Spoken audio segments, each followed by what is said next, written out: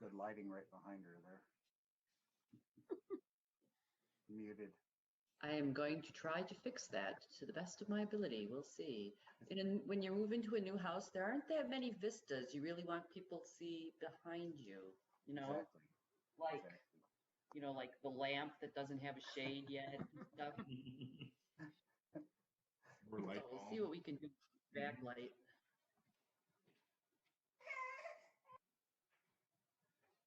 It was funny. The other day I was on a Zoom with Rachel and she was like, look, there's pictures on your walls. I'm so jealous. You'll get there too. Part of the moving process. Well, I'll just stop my video and eventually it will get darker outside and I won't be as painful. It gets darker about an hour later though now. That's Yeah, 7 o'clock. Oh, this morning was rough though. The sunrise was really pretty. If anybody saw that, like 6:30, 6:45. That was beautiful. Hot pink. Mm-hmm.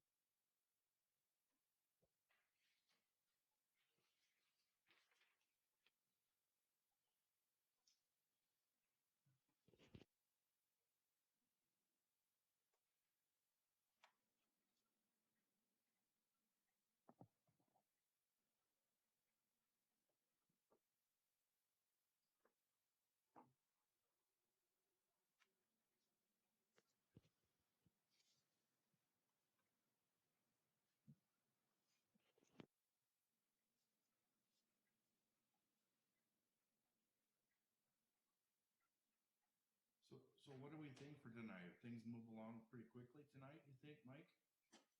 Maybe? Yes, my prediction. Good. Very fast meeting. Good, I like that. We're still tired from Friday. I know. I'm planning on that. That's what I'm planning on. We'll just run this through. What is the record board meeting that you can remember, Mike? 11 minutes. No, I mean long. Oh, long. Sorry, excuse me. We went past midnight, which was, so that would have been, let's see, 6.5, 7-hour meeting, I would say. Wow. Was that a budget meeting, Mike? It was a budget meeting way back when I first started. Yeah.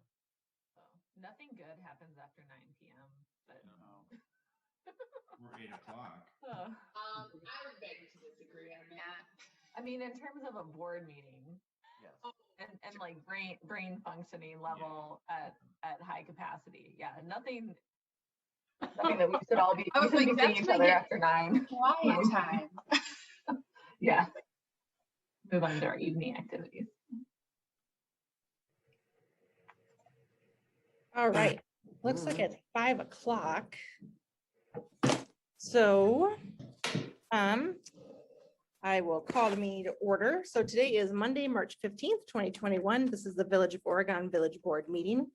I'd ask for a roll call and then just make a quick note that Luke let us know that he would be late tonight. Okay, he was first on my list. So Jacobson. Here. Peterson. Here. Bollig. Bollig here. Carpenter. Here. And Glish. I'm here. All right, thank you. All righty, so next on our agenda is community input. So as part of the agenda allows members of the public to bring things to our attention. We can't make any decisions, but we can listen and then put it on a future agenda. Is there anyone from the public who would like to speak?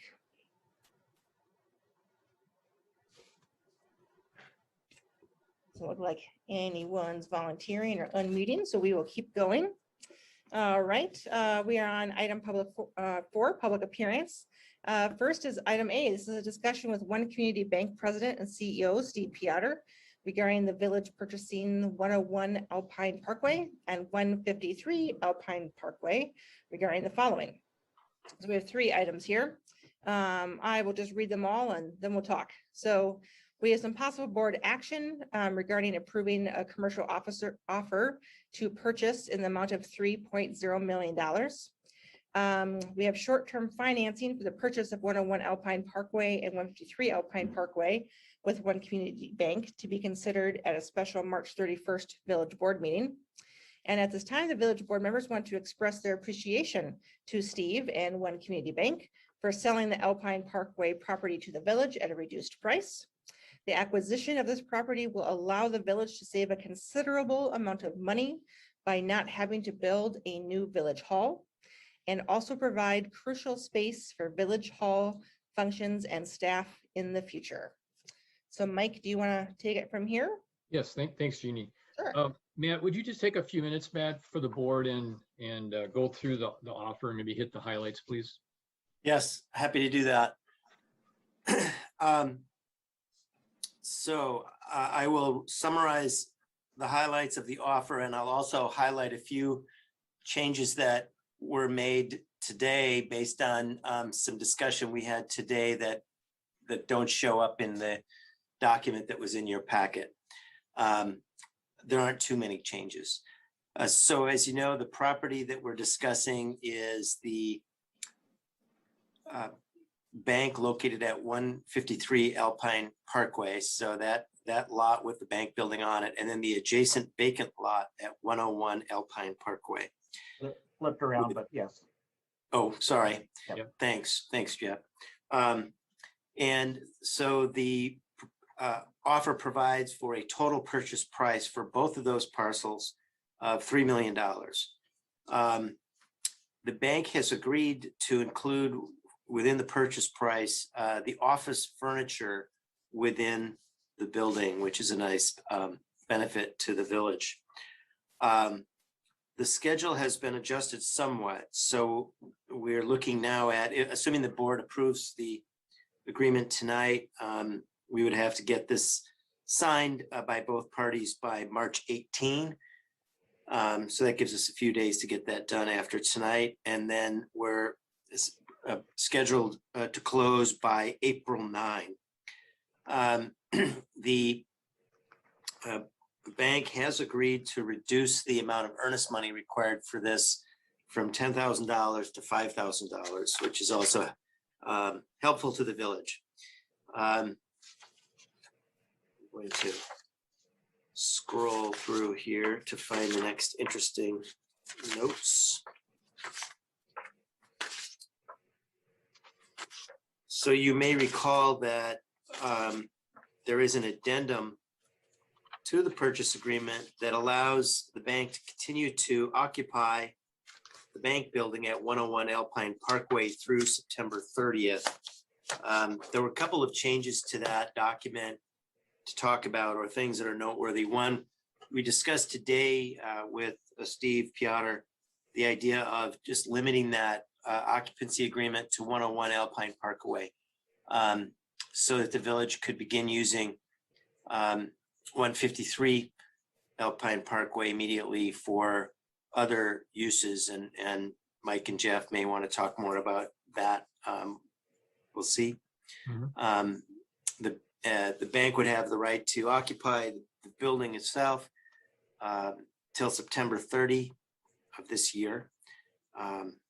But one of the things I'll note for the board is that this addendum does require the bank to pay the property taxes on that parcel through the occupancy date. So that's helpful to the village as well.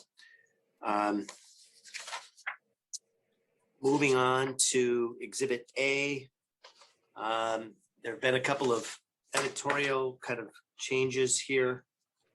One in paragraph 3, that document is, or that section has been modified to indicate that the seller, the bank, will actually be paying the cost of the title commitment for the title insurance. Paragraph 6 has been modified to indicate that both the seller and buyer obligations to close are conditioned on the buyer executing an assignment and assumption of the current leases on terms that are reasonably satisfactory to both the seller and buyer. And then paragraph 7 is new. In order to accommodate the schedule that both parties are interested here in closing on, we talked to Steve about, the challenge we would have in securing short-term financing in the amount of $3 million as quickly as we were looking at. But Steve agreed to include this provision in the purchase agreement that would make our obligation to close contingent on the seller here providing acquisition financing in the form of a short-term loan in the amount of the purchase price, payable in not less than 6 months after the closing date, with an interest at a fixed rate equal to whatever the seller's prime rate is as of the closing date.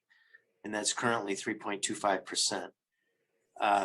So that's a great help to the village as well to secure that interim financing. The plan is for the village to use this interim financing to purchase the property at closing, but then refund that obligation or repay that note within 6 months using a longer term 20-year general obligation borrowing that the village would work with its financial consultant to get accomplished, I think, early summer, probably.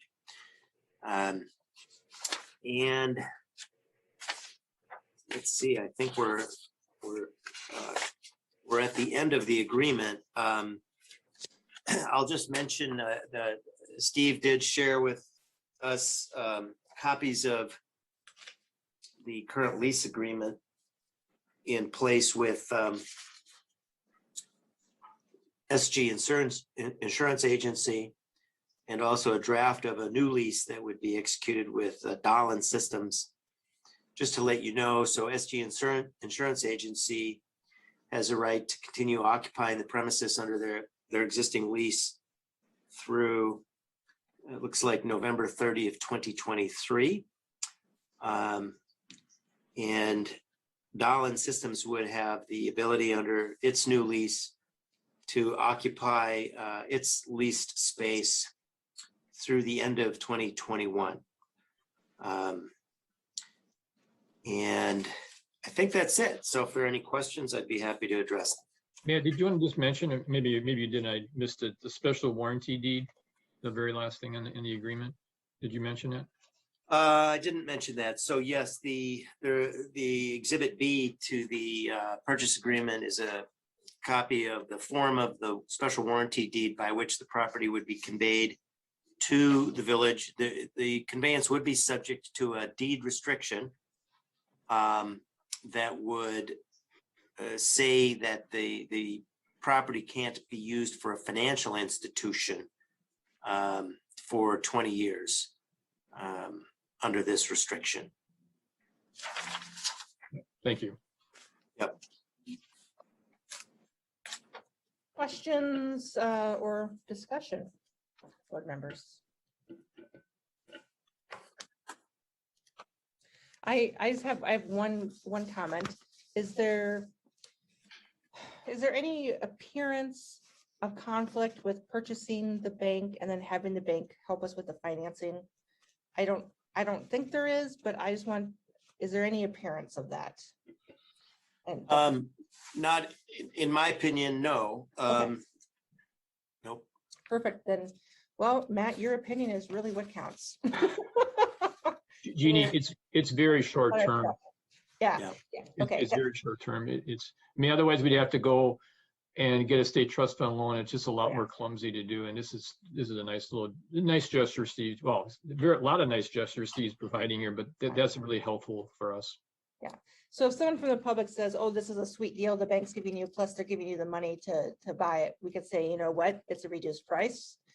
It's a super short-term loan. Yeah. This is going to save the village a lot of money over the long term. Yes. And we're happy to work with them. Yeah. Right? Those are all valid things. Okay. Very nice, great building for us. Yeah. Yeah, this has been a very arm's length transaction and very transparent.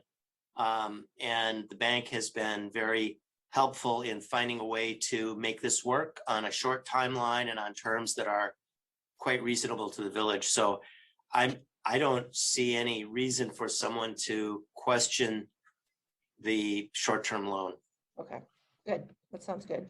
Jeannie? Yes, Randy. So Matt, what is the lease for the folks that are upstairs? And I don't remember which is who, but yeah. So what on is the lease for? Yeah, so on the main floor, it's an insurance agency. Right. They're an existing tenant. They have, and Jeff and Mike can probably provide more details about the location, but they're in an existing space on the first floor. And what I've been told, what I've heard in discussions about this is that there doesn't appear to be any concern that there would be any conflict between that tenant remaining Nope. for the remainder of their lease and what the village's plans are. With respect to the second floor tenant, again, this is an issue where we went back to Steve with some feedback on the lease terms that they were negotiating with Dahlin Systems, Inc. That tenant currently occupies space on the second floor of the building. We did have some, I guess, more concern about how long that lease would continue and whether at some point that could lead to some potential delays in the village being able to use that for example, a village board meeting room space. And so Steve heard those concerns and basically, instead of entering into what would have been a longer term lease agreement for that space, is instead entering into what really, I guess, will amount to an 8-month lease just through the end of 2021 for that space. And at least my understanding is from talking to village staff that the belief is that that again, because that will be conclude by the end of this year, that shouldn't be a problem for the village. I think that's good news for us. Thank you, Matt. Yeah. Yes, Jerry. Thank you, Jeannie. Just Matt, a clarifying question. We close on April, I'm looking at it here, I can't find the date here. April 9th. April 9th. And we take out a short-term loan. And of course, the taxpayers will be paying interest on that loan until we occupy sometime after September 30th. And my first concern was, you know, the taxpayers would have that additional cost of the interest. But then I realized that as the buyer, we get the rent from the tenants. Is that right, Matt? So yeah, the two existing tenants, the leases between the current owner and the village, those leases would be assigned to the village, and the village would then have the right to receive rent from those tenants. And so one of the things that I think has been recognized in this process is that, you know, that's some financial benefit to the village that helps defray some of the expenses in the next year. The other thing that the bank has offered to do or agreed to do, which is kind of provide some additional value to the village here, is allow the village to retain the office furniture that is in the bank now. And I think that was something that at least maybe some folks thought would help to compensate the village for the fact that the bank is going to be allowed to continue to occupy the space for a number of months. But so we'll have the rental income and the office furniture coming to the village's benefit this year. Very good. And what about the property taxes? When do those, who pays? Yeah. Who pays? So at closing, the 2021 taxes will be prorated between the village and the bank. So for the vacant lot that the village will take occupancy of immediately and will have the ability to begin using immediately, the village will pay the property taxes for that lot from the date of closing through the end of the year. Now, the taxes on that lot are relatively low because it's an unimproved lot. There's no building on it. On the other lot, the lot that has the bank building on it, that's the one where there's a larger tax bill. The taxes will be prorated at closing so that the bank will actually be responsible for paying the taxes on that lot all the way through September 30th, the occupancy date. So while they're occupying that lot, they will be responsible for the taxes during that time. So then the village will be responsible for basically October, November, and December taxes on that lot after the village takes occupancy. And then both properties, Jerry, become tax exempt as of 1/1/2022. Okay. And because of the fact the fact that we get the rent, that'll more than cover, the taxes Yep. on there. Absolutely. No, this is a wonderful opportunity for the village taxpayers. Yep. And I can't thank Steve and his organization enough for offering this opportunity to us and to be so agreeable to the terms that we wanted, and plus the furniture. Yeah. Easily there could be $30,000 worth of furniture in that building. So not to mention the vault. They're taking the money with them is what we've been told. Yeah, well, I kind of thought that, Jeff. Actually, I thought I'd live in the vault. It's a big vault. Jeff already has dibs on the vault. Oh, okay. Darn it. So, but anyway, those are the questions I had. Other questions or comments from board members? Steve, anything that you'd like to add to the discussion? Thank you, Village President Carpenter, and thanks for the kind words from Trustee Bollig.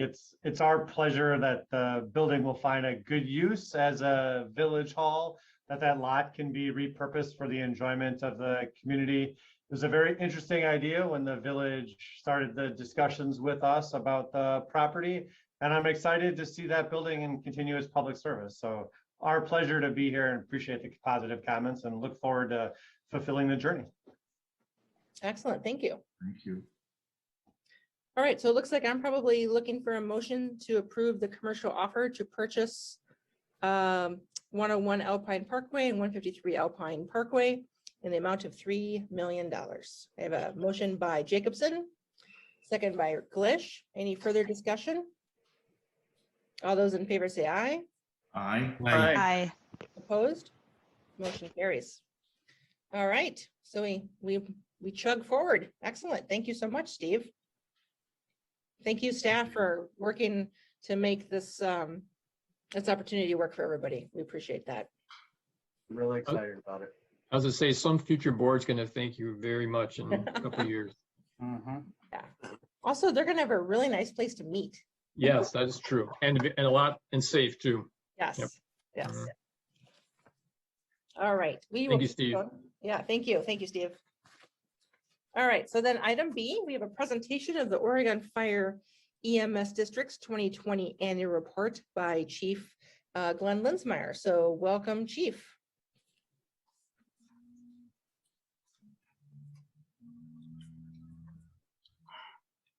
Chief, you're still mute. There you go. Are you with me there, Miss President? Yes, yes. Now I can hear you. Perfect. Excellent. We'll see if the telecommunications from the town of Oregon into the village of Oregon work tonight. So, Aha.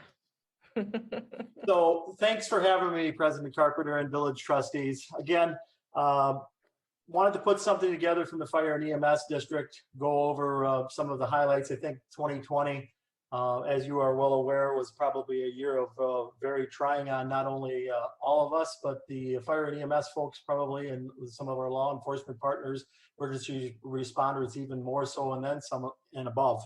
But the good news is we're still here. We're still responding to calls. I think we've learned a lot of things, all that kind of stuff, and only made us better for, who knows, maybe the next COVID down the road, which we hope we never have another COVID, but we don't know what that may look like, but we've learned a lot of things and that kind of stuff.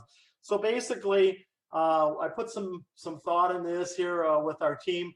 We've got a 2020 annual report here. You know, we used to do about probably 30 pages of different things You know, the fire and EMS operations are made up of a lot of different things, and just some of the things that we do each and every day, and folks probably don't realize.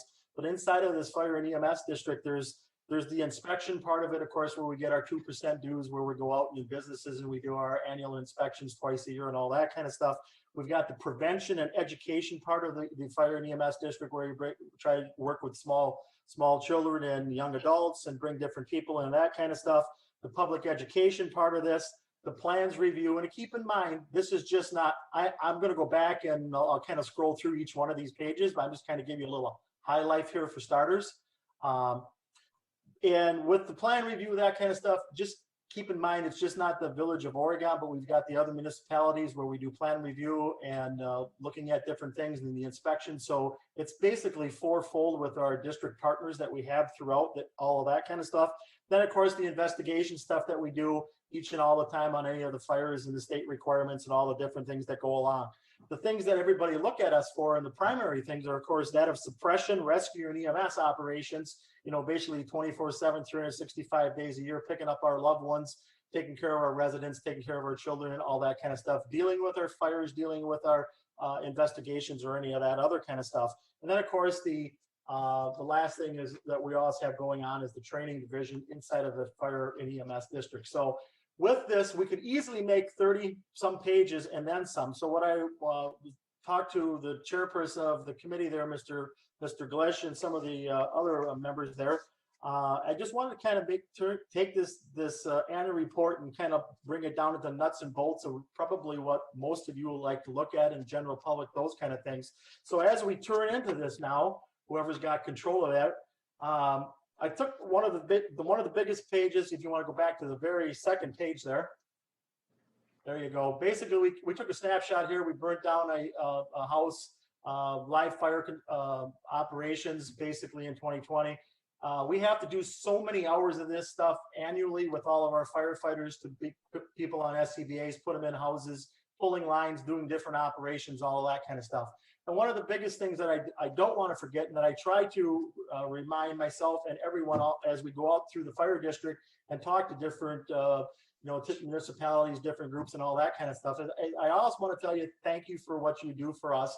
Basically, the money, of course, to make the operation go, the hiring of personnel. You know, keep in mind this used to be a volunteer fire department EMS operation, and it's kind of over the years, it's kind of morphed into this new operation where we got to have paid on call, paid on premise, and career people to make it work with the growth of the village and the growth of the district and all that kind of stuff. So again, the support that you give to us all the time, that dedicated support by all of our district partners of the 4 municipalities, the community support, and all of our members and everybody that makes this operation work. I can't do it alone by no means. I greatly appreciate it and all that kind of stuff. And we can go to the second page. Or the third page, sorry. So basically here, nuts and bolts of it, basically 2020, again, ups and downs and all that kind of stuff. As you know, it was a year of COVID, all that kind of stuff.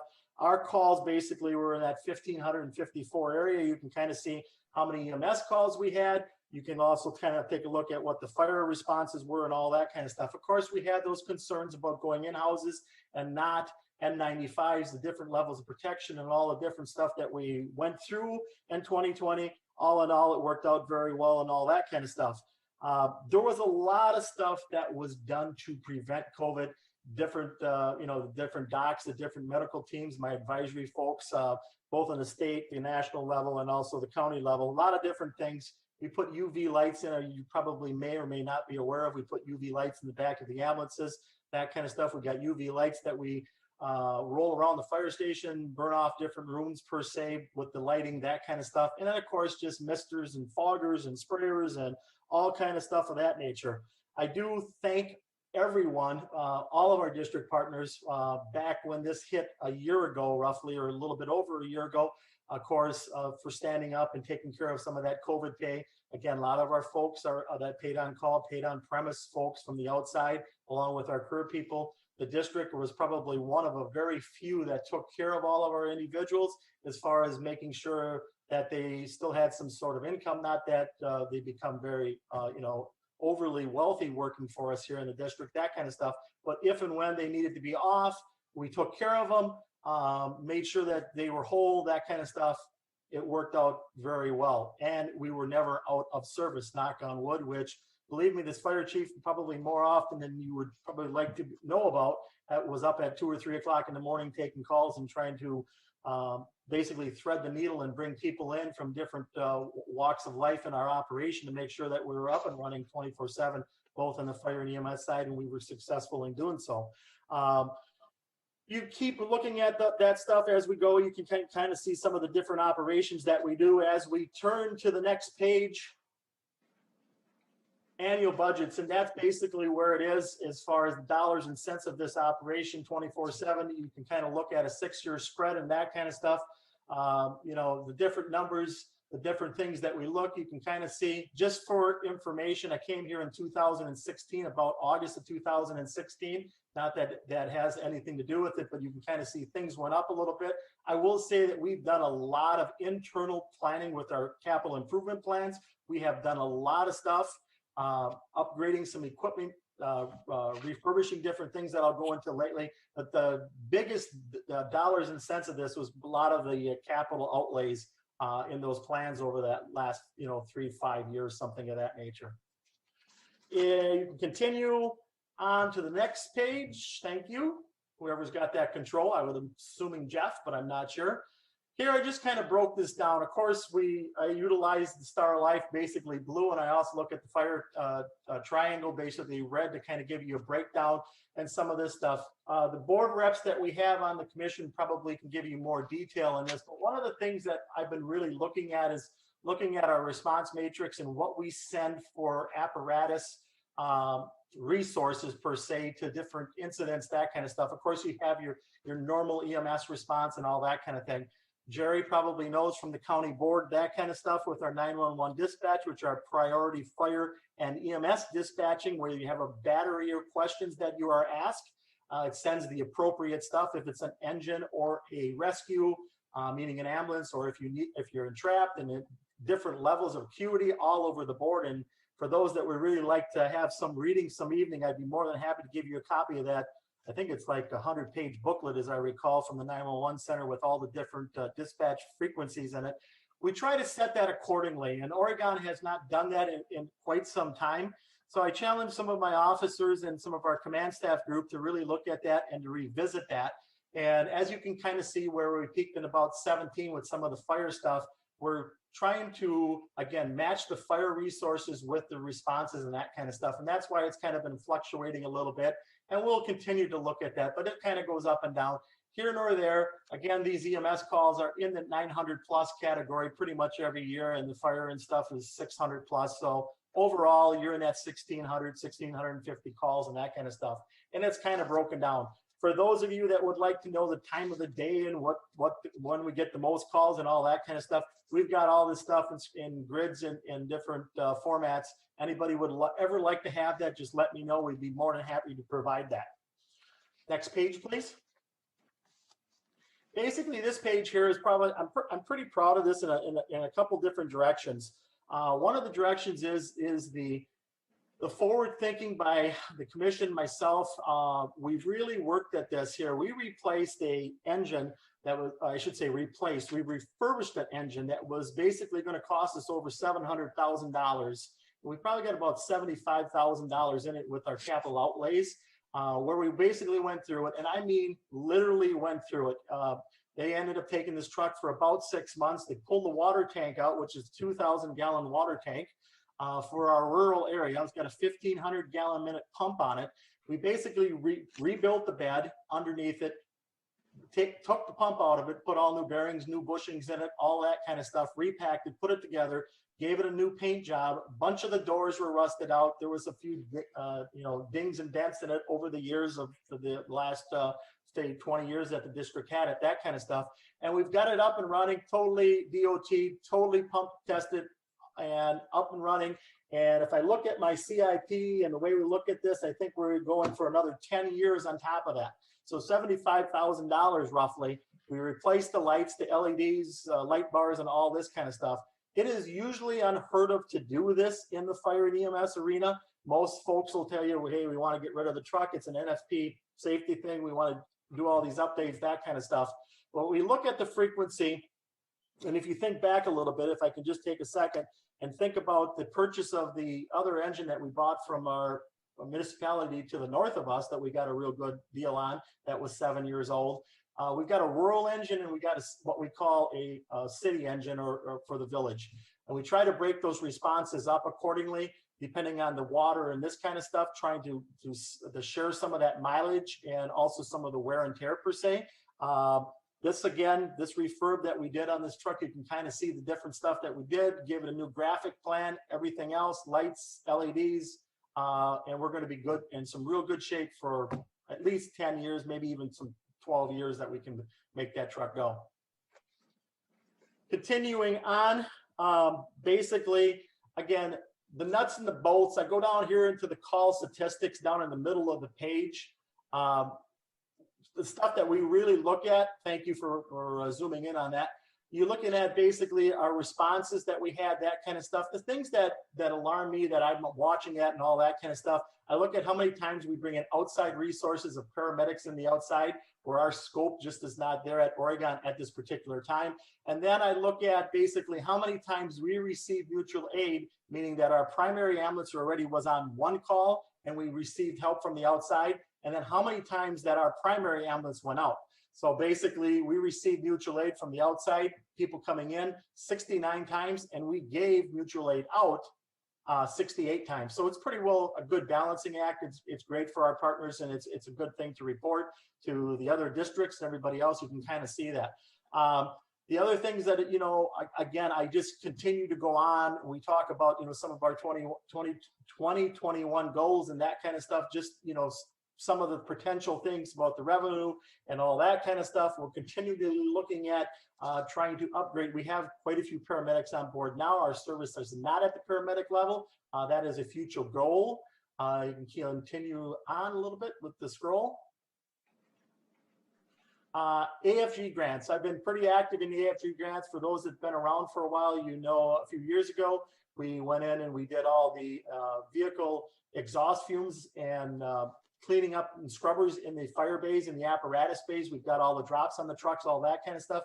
Currently, we have in with the AFG grants at the federal level, auto loads and loads, basically the new cots and also the load systems to prevent back injuries and all that kind of stuff. I think we've got a real good shot. We wrote a year ago. It got, I'm going to say dropped, kicked out at the last moment. Again, our demographics, if you look at our per capita and, you know, the revenue, the income base basically in our district area, we're pretty well high on that level. And some of those things actually hinder us when I'm writing these grants. But here or there, the board, myself, we thought it was a good shot. We're looking at about $100,000 there to try to do that. And the COT systems that we have now is about 12 years old, 15 years old, something in that nature. Continuing on. Training division, again, we got David Danks, who works for the airport fire. He's been with me in different fire departments for a number of years, but he puts our training plans together. We do daytime training. We do, of course, Tuesday night, evening training when you see twice a month that we get the men and women of the fire district together here. But basically a lot of hours, different things, all of that kind of stuff. Last year we worked with ISO. Again, I'm just kind of like going through and picking out items here or there. Of course, we continue to always, you know, grab a hydrant, make our hydrant connections, work our men and women, being able to them have dress out in SCBAs and full turnout gear, like in a minute and a half or less. The state requirements are at 3 minutes. Our standard here in Oregon is at a minute and a half to get our folks to be able to do that. Continuing on, you look down there, you can kind of look at the training hours that you see what we have for training hours. And of course, this is with a team that we currently have in that area, about 36 members. You can kind of see we've got about 4,000 hours a year. You can see the different varieties of trainings that we do and that we put together for those folks. Some of the capital purchases that were made that'll be seen on the road here very shortly. These were 2020 purchases. Those kind of things. We upgraded the 1970, I think it was 8, I'd have to look back. It was an older GMC pickup truck to this new 2021 that we just received in December. Again, some of the stuff that we've done here, I'm not saying that this is practiced everywhere, but I will say that I've asked the board and they gave me the latitude to move forward. This truck again has got lights and sirens and different things that we repurposed from other vehicles and other things the district had. The lettering, of course, new, the graphic package, that kind of stuff, the winch on the front. There's a few things that'll be on there.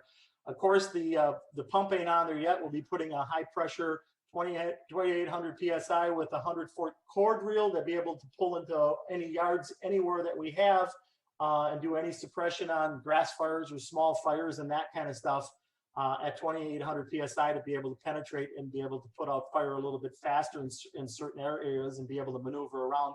They work quite well. And the good news of a part of this again, Jamie and board, is that we basically got the DNR matching grant for 12 grand. We got 6 of it from the DNR towards that purchase of that pump. So again, another state partner per se with the DNR. But again, we continue to look for this money, different avenues. Sometimes they might not be large dollars, but you know, if you can get 50 cents on a dollar and it helps us buy a $12,000 or $15,000 pump, it goes a long way, those kind of things. One of the things that I will like, again, thank Jerry and of course, Mike and Lisa for helping with is upgrading our radios here. All of our radios are like in that 12 or 14 year category. Jerry reminded me a couple years ago, talked to Mike, worked with Mike. We made this thing happen. The radios are in, they're programmed. They'll be going on the street very shortly. The biggest thing that we have now, the hurdle is basically getting everybody trained on them and understand them in literally probably 500 different channels, which is just about impossible to remember where all the channels are. But interoperability, all the things that we need inside an atmosphere that we're fighting a fire, you know, that kind of stuff, different frequencies there, non-repeater, repeater channels, probably different things that you may or may not know in the radio world, but all of that kind of stuff. And then you scroll down just a little bit lower, the Lucas machines, basically the mechanical CPR devices. Again, this is one thing that Oregon did not have pre-COVID, those kind of things. And when, of course, when we have our P&Bs and our EMS operations, that kind of stuff, we were trying to minimize the amount of exposure to our men and women. This does help in doing so. So we have 2 of them now. We've got one on each one of the rigs and that kind of stuff. And then with our long transports to Madison, it just, again, takes a individual away from doing that, but it gives us a little bit more, I guess, safety, you could say, that in the long run and some consistencies of that. So basically, I'm looking through my packet here. It looks like I'm at the end, but that's pretty much the 2020 annual report. I would take any questions, President Carpenter or board. And, you know, again, I really appreciate being here for all of our district partners. And, you know, again, I'll take any questions. Thank you, Chief. It's a great report. Good information. Any questions or comments from board members? Yes, Randy. So, so Jen and I both already had received the presentation on the report, but Chief, I just want to reiterate, I love how it's a nice, really good summary, not 30 pages, but really good put together synopsis of what you guys do. And I just want to say publicly, Chief, too, as the chair of the Fire EMS, I want everybody to know how lucky we are to have you as our fire chief. We are so fortunate to have you because you and the staff do so many things that people have no idea to keep us safe. So I just want to publicly say thank you and just say again, we are so lucky to have you. Well, you are very welcome, Randy and district partners. I will say, I still don't view this as a job. The day I view this as a job, I will be joining Mike. It's rewarding. I still like getting up in the middle of the night responding to calls, and that's the number one thing. And it's all about helping folks, and that's you know, we've done a lot of different things over there at the fire district, redoing our mission statement and that kind of stuff, a bunch of different things, but it's about helping people, doing the right thing, being there 24/7, that kind of stuff, you know. And some people just, I'll just say it right out, some people probably think I'm weird and in some ways, but I will never, I drink very little alcohol the way it is. I've picked up a lot of different people on the roadways and different things inside of houses and help people out a lot. But it's just, it's just seeing that and being there and trying to make a difference when and where is the key. But again, I appreciate it and thank everyone. Yes, thank you. Yes, Jerry. Yes, I echo everything that Randy said earlier. Chief, this is a citizen guide.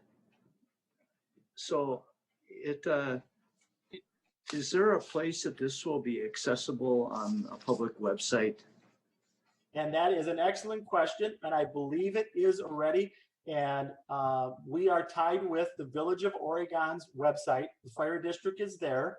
And I believe my men and women already put it out there for viewing on the website, but I will check on that tomorrow, Jerry, to make sure. Okay, yeah, because this is something anyone is curious about the fire EMS district and your operation. I think they'd find this very valuable. And if you're getting ready to move into the area, I think it would be a fine thing to review for a new resident. I will check on that tomorrow to make sure it's tied, but I believe it already is, Jerry. Very good. Thank you, Ray. Thank you, Glenn. Thank you. Any further questions or comments at this time?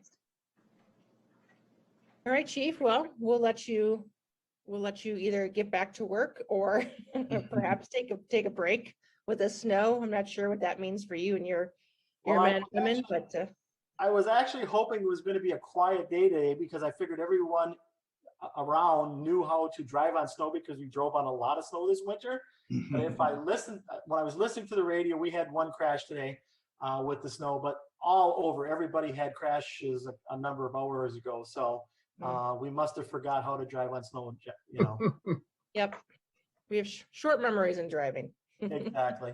And again, thank you for everything, all the village members and trustees and all that kind of stuff. Very much appreciate it. All right. Thank you, Chief. All right. We will keep moving to item 4C. This is a discussion with the village attorney regarding an outline of Oregon Citizen Guide policing. So we have some items here. I'll just read these and then we'll work through them. The board is requested to provide feedback on the outline before work on the actual guide begins. The current police chief job description is provided for reference. I have an initial discussion of the role of the village administrator position and refer the revised job description to the special March 31st personnel meeting for further discussion. And then review of a draft ordinance and refer to special March 31st personnel meeting for further discussion. All right, Matt and Mike, I'll let you guys take it from there. I'm here. Mike, it's going to be me tonight. Rick's not going to be on tonight. But... Oh, that's fine. That's fine. Okay. All right. So we started working on this last summer. I think we started talking about whether some kind of citizen guide to policing would be helpful, in part because we were finding that we were receiving questions about a number of issues relating to policing in the village and the governance structure and how policy is made and who gets to make decisions and things of that nature. So we started the process of preparing the outline that you have in your packet tonight. The intent is that this is an outline, kind of like a table of contents. And then if the board thinks it would be, if the board wants us to move forward with taking this outline and preparing an actual guide, we would do that based on this outline. I will say that we tried to, well, the outline is based for the most part on current law and the current structure that we have in the village. But as we worked on this, we did identify a few areas where the village board may want to consider making some changes in terms of policy and ordinance changes.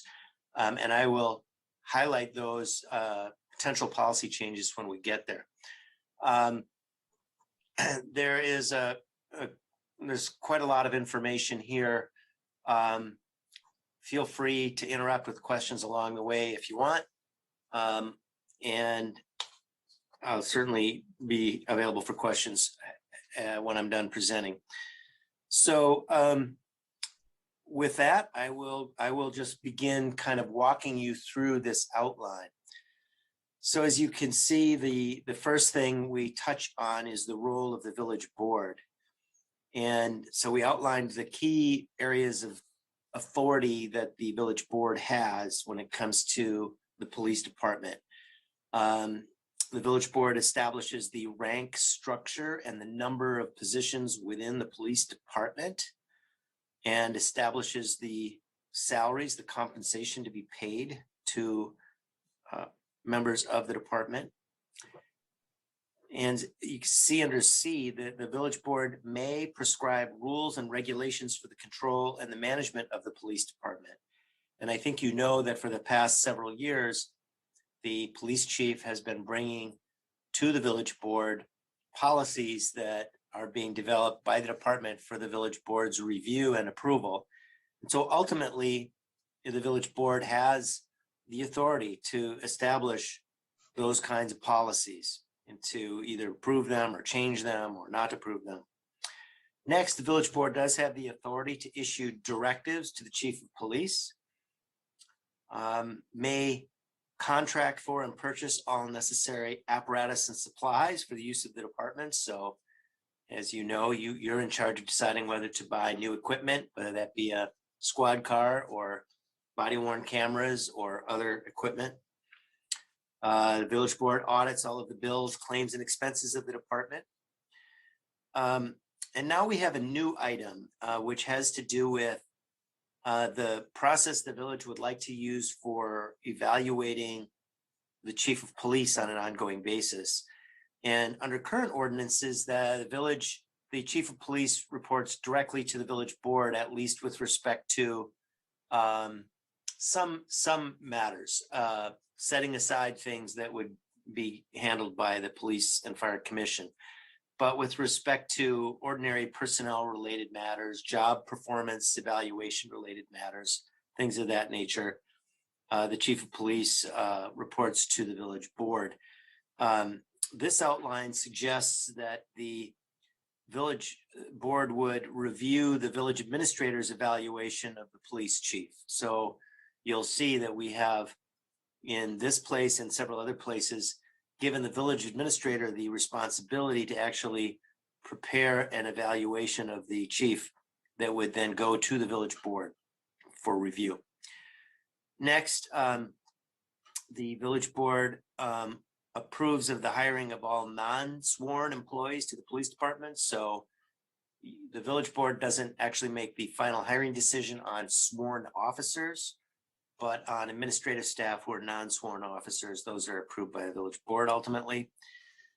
The village board is not does not have the sole kind of a power or authority to make the decision on who to appoint as the chief, does not have the authority to discipline or terminate officers or the chief. As we'll see later in the outline, those are matters that are left to the authority of the police commission. So let me stop there. Any questions about the role of the village board? Okay. Next, the role of the village administrator. Again, we have built into this outline somewhat of a new structure, which is probably, different from a legal standpoint from what the current ordinances and job descriptions provide, but is, as a practical matter, closer to what actually happens in reality. Under this structure, the village administrator would have the authority to supervise the chief of police. The village board would actually delegate supervisory authority to the administrator to supervise the chief on a day-to-day basis, to prepare an annual evaluation of the chief of police for the village board to review, and to act as liaison between the chief and the village board, and to coordinate with the chief on budgetary matters and other operational matters. Any questions about that? Okay. Next, the role of the police commission. Under Wisconsin law, a police commission is used for a number of key functions relating to police departments. One is to make hiring decisions. It is ultimately the police commission that makes the decision as to who should be appointed to serve as chief of police, who should be appointed to serve as subordinates to other officers within the department, sworn officers of the department, including promotional decisions and initial hiring decisions. And the police commission, as I understand it, approves a list of individuals keeps a list ready of individuals who are eligible to be hired as sworn officers. So the police commission plays a critical role in hiring. Police commission also plays a critical role in disciplinary matters. So it is the police commission's function to serve in a quasi-judicial manner in disciplinary hearings and proceedings where formal charges are filed against the chief or any sworn officer within the department. Has the authority to decide whether, on the basis of those proceedings, to suspend or remove a chief, whether to suspend a chief pending the filing of hearing of charges, whether to hear and hears charges filed against the chief or subordinate officers, and to make findings and impose penalties, and to hear appeals of any disciplinary actions initiated by the chief against subordinate officers. The police commission can and in some cases will meet in closed session to deliberate over the matters that are the subject of judicial proceedings. The makeup of the police commission itself is established by ordinance. We don't give you the details in this outline, but as I recall from memory, it's, members of the police commission are nominated by the village president and I think subject to approval of the village board.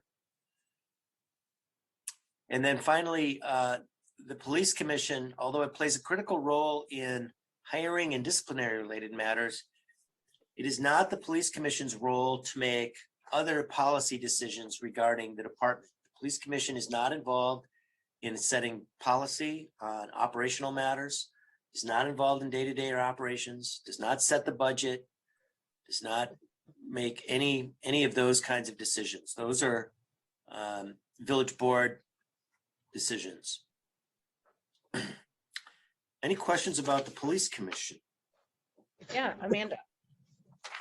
Yeah, I just want to clarify this division of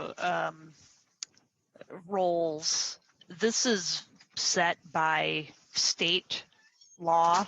Is that correct? Like that the state, government said this is the role of the police commission, and we're limited by that.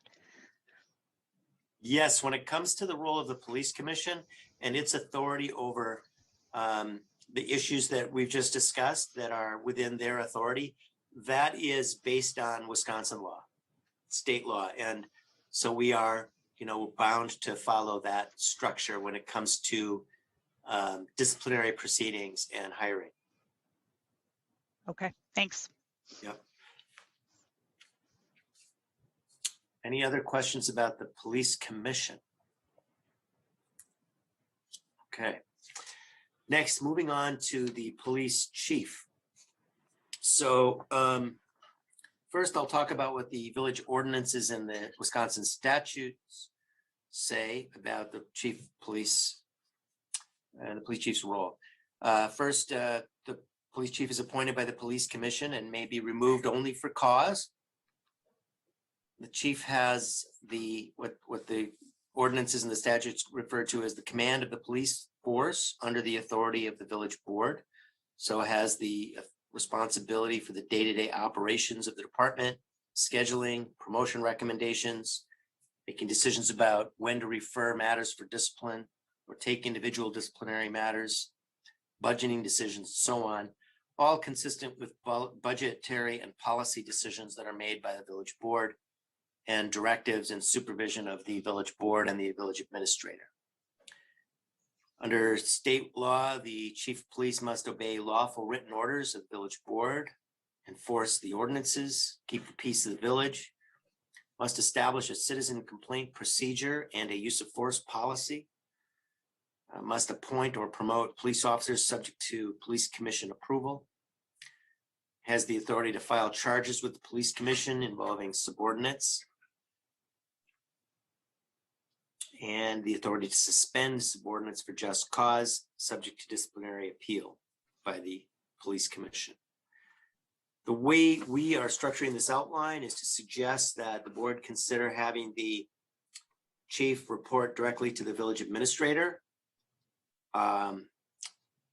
to be required to comply with lawful directives issued by the village administrator, to coordinate with the administrator on budgetary and operational matters, and to report to and keep in regular communication with the administrator, and to cooperate with an annual evaluation procedure established by the village administrator.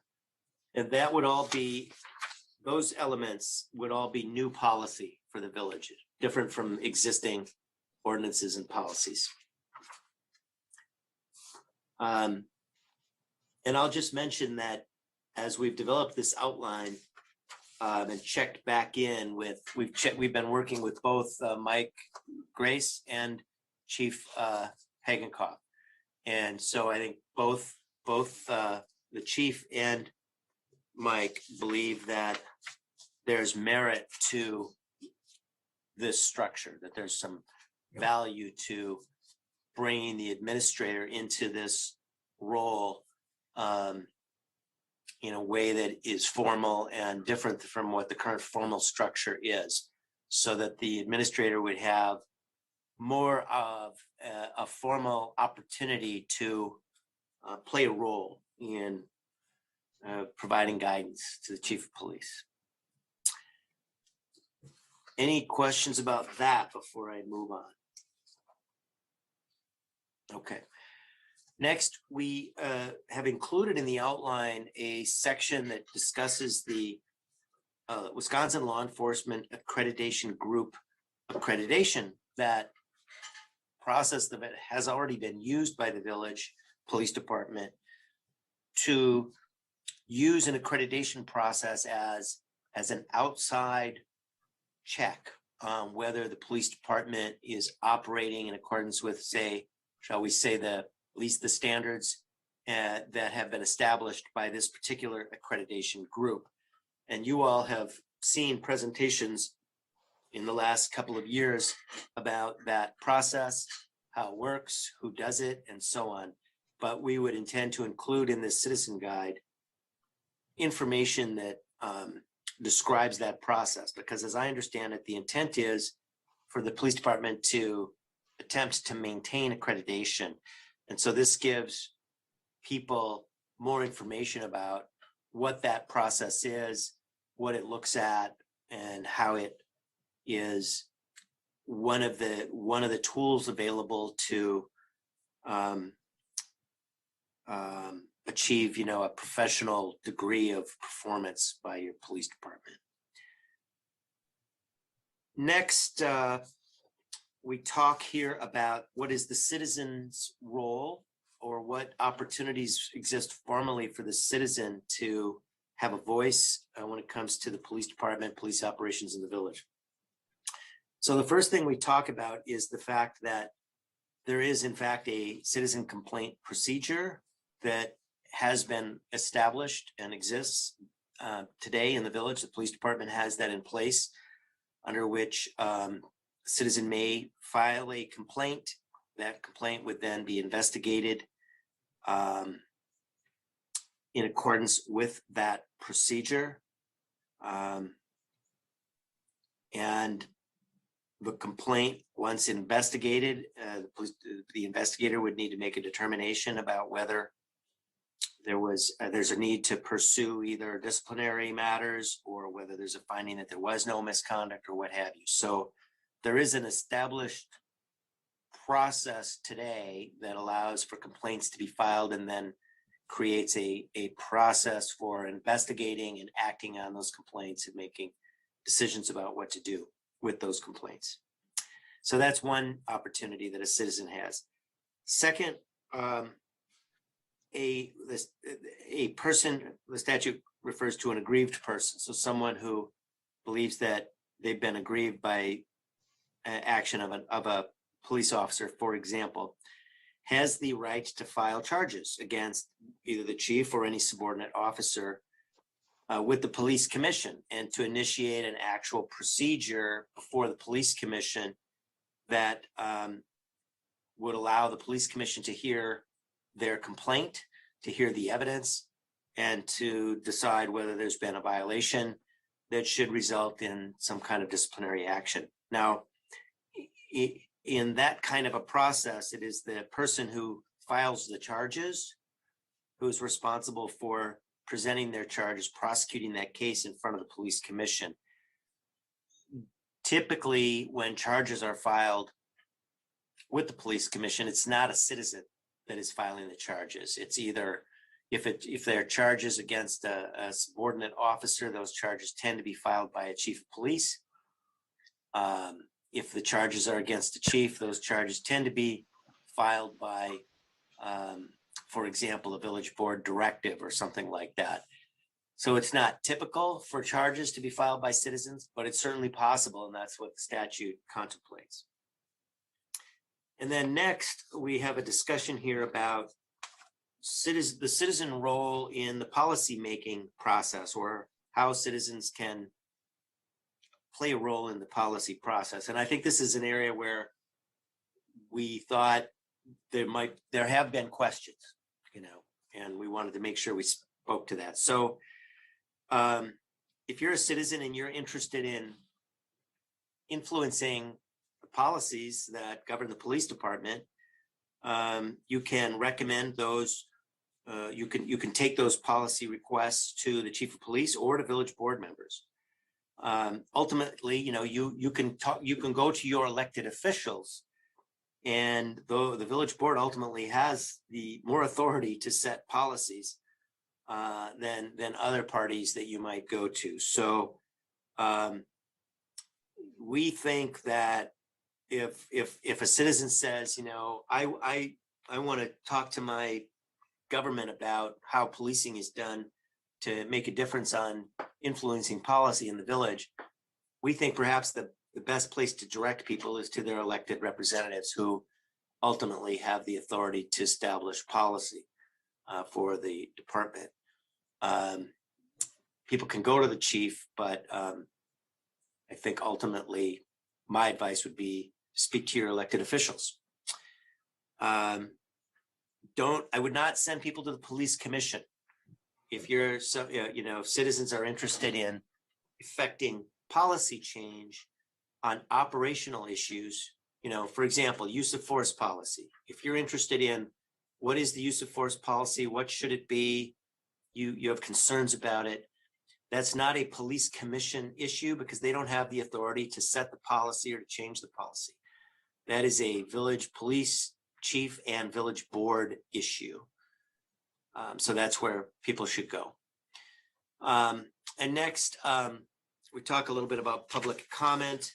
Of course, public is always free to come to village board meetings and to speak during the public comment section of a meeting, and can use those opportunities to speak to their elected officials if they have issues they'd like to bring to your attention. So that is the outline that we have prepared. And so I guess what we are hoping to do tonight is to present it to you, to get feedback. I'm not sure if Mike was really anticipating that we would go so far as to ask if you're ready to ask us to move forward with drafting the final policy or final guide based on this outline tonight, or if he thought this was just kind of the first run.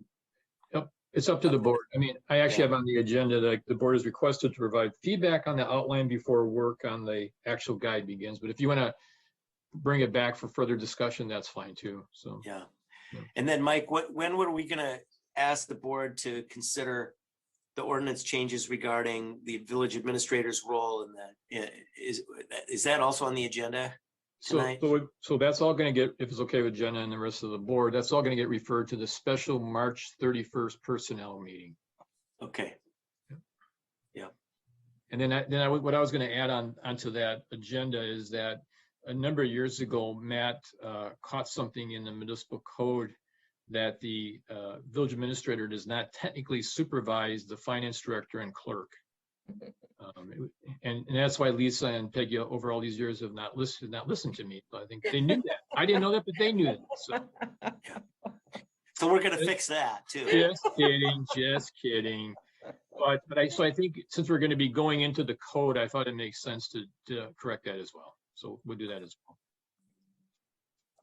Well, this is what happens when you have the same village administrator for 20 years. Things just roll along because it works. Yeah, So and I will tell you that we're talking about the role of the administrator. Generally speaking, we already been doing that for many, many years, except the difference is that I've never given any of the chiefs here a directive, and it's always gone to the board. So that would be a change. But as far as budgeting and things like that, and the board's always authorized me to do the chief's evaluation. So some of that, so I've been doing that on an informal basis, but it'd be good to formalize it in the code. Yeah. Yeah, I mean, we've talked about directives. I mean, it could be, we've talked about a range of potential things. It could be something as simple as, there's some complaints about traffic in a particular area. And, the village administrator would like to see some stepped up enforcement or put the sign out there or something. And, if a chief of police says, nah, I don't really think that's necessary. This would give the village administrator the ability to say, well, actually, chief, I really want you to do that. And I'm going to direct you to do that.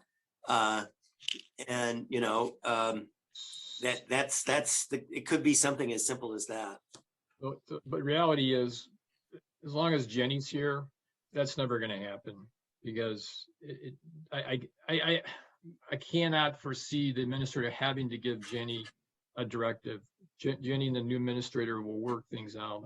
I'm confident of that. So, but I agree with it's still good to have this in place, but in reality, I don't see that happening a lot, if ever. Yeah, and I agree that as long as Jenny's the chief, that's not gonna be a problem. But you never know. Jenny might not be the chief forever, and there may be a time when a chief is a little different from Jenny in terms of how they view their authority.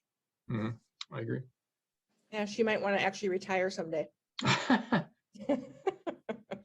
Amanda, did you have a question or comment? I did. If I remember correctly, part of the reason we wanted to do this was based on a traffic stop where a citizen kind of accidentally interfered with what was going on, and we had talked about putting out a guide for citizens about what's okay to do and what's not. And I think all of this is great. I think it's helpful for people to understand the structure, but I wonder if we could add a section about if you want to observe a traffic stop, it's legal to film it, but make sure you're doing it from a distance and do, like the ins and outs of what's okay and what's not.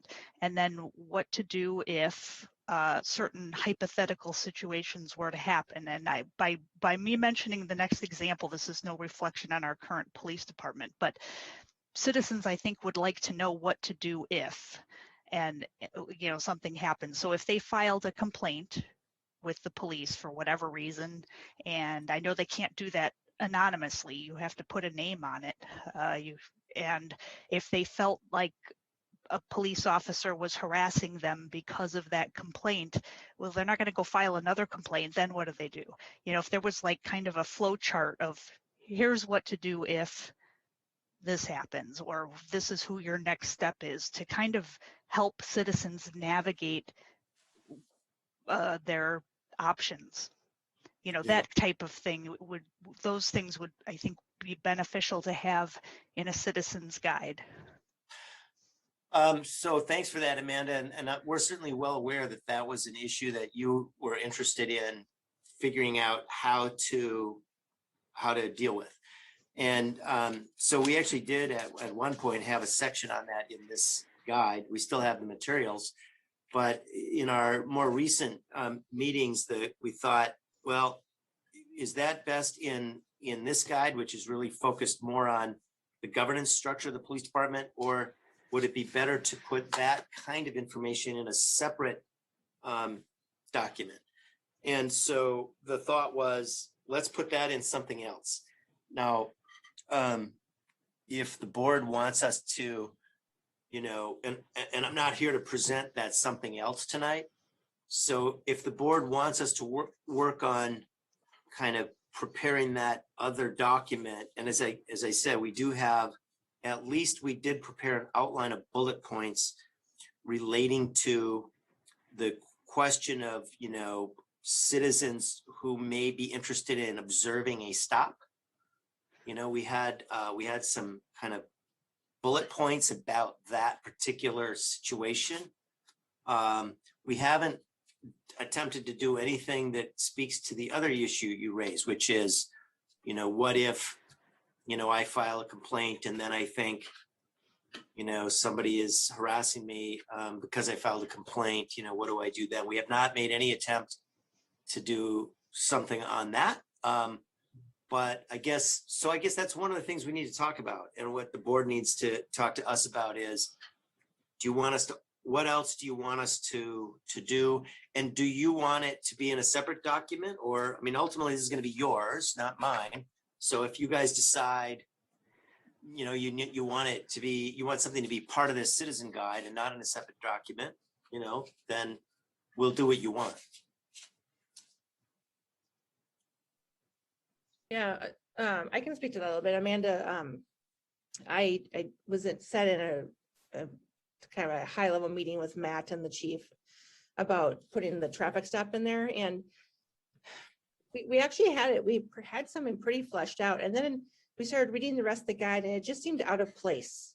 So I think we need probably to do something, but in a different format. And if you have ideas of what that format would be, this guide that's put together, it's, for lack of a better word, it's very stale. It's very dry for a reason, right? It's policy, procedure, A plus B equals C. And then when we started throwing in like hypotheticals in it, it seemed like it wasn't fitting the tone. So, Okay. Yeah, so I don't know where those hypotheticals belong. I don't think they belong per se in this guide. But yeah, if you have ideas on how to get that information out, I think that was something that I was struggling with. Yeah. Oh, yes, I see the chief of police has her hand up. Yeah, I can't speak for Attorney Dragney here, but as far as what guidance the village is going to give a citizen on how to safely engage a traffic stop or how to observe a traffic stop, I would imagine it's going to be very watered down anyway. Because I can't see the village wanting to enter the circle of liability if it's not in the village of Oregon and we're giving one of our community members advice on a traffic stop that's occurring up in the city of Madison or in Columbia County. It gets very risky for the village, in my opinion. And I think what I would envision would probably be drafted is just this: you shouldn't do this. This is the reasons why, and this is what you could be charged with. It's dangerous. And it leads to an officer not being able to control an environment that's already unsafe to begin with. You have vehicles driving by, you have maybe people walking alongside the vehicle and unknown inside the vehicle. You don't know what's inside the vehicle all of the time. And so the officer's trying to navigate all of that, and now adding in this unknown dynamic, it's taking on a lot of risk. So that's just my input. Other board members, any comments? Yeah, Luke, go ahead. Yeah, thank you. I think I agree that the FAQs in my mind is kind of what we're talking about, wouldn't belong in this. So Matt, Chief, Mike, thanks for putting this together for that formal procedural. But as far as what Amanda is talking about, it's almost like it's a FAQs on what a citizen can do in Oregon. And I don't know if that would be something that police departments have on their websites, but I work in healthcare, and I think it's similar to policing in that people can ask very specific questions. Well, what about this? What can I do in this situation? And I don't think it would be possible to ever provide a guide to citizens that says, in every single one of these circumstances, you can do A, B, and C. I mean, you could go down a rabbit hole pretty quickly. And so keeping the FAQs broad, but again, looking at other police departments, maybe they have things like that available on their website. But I would agree, it wouldn't go in this document. Thanks, Luke. Other comments or questions right now?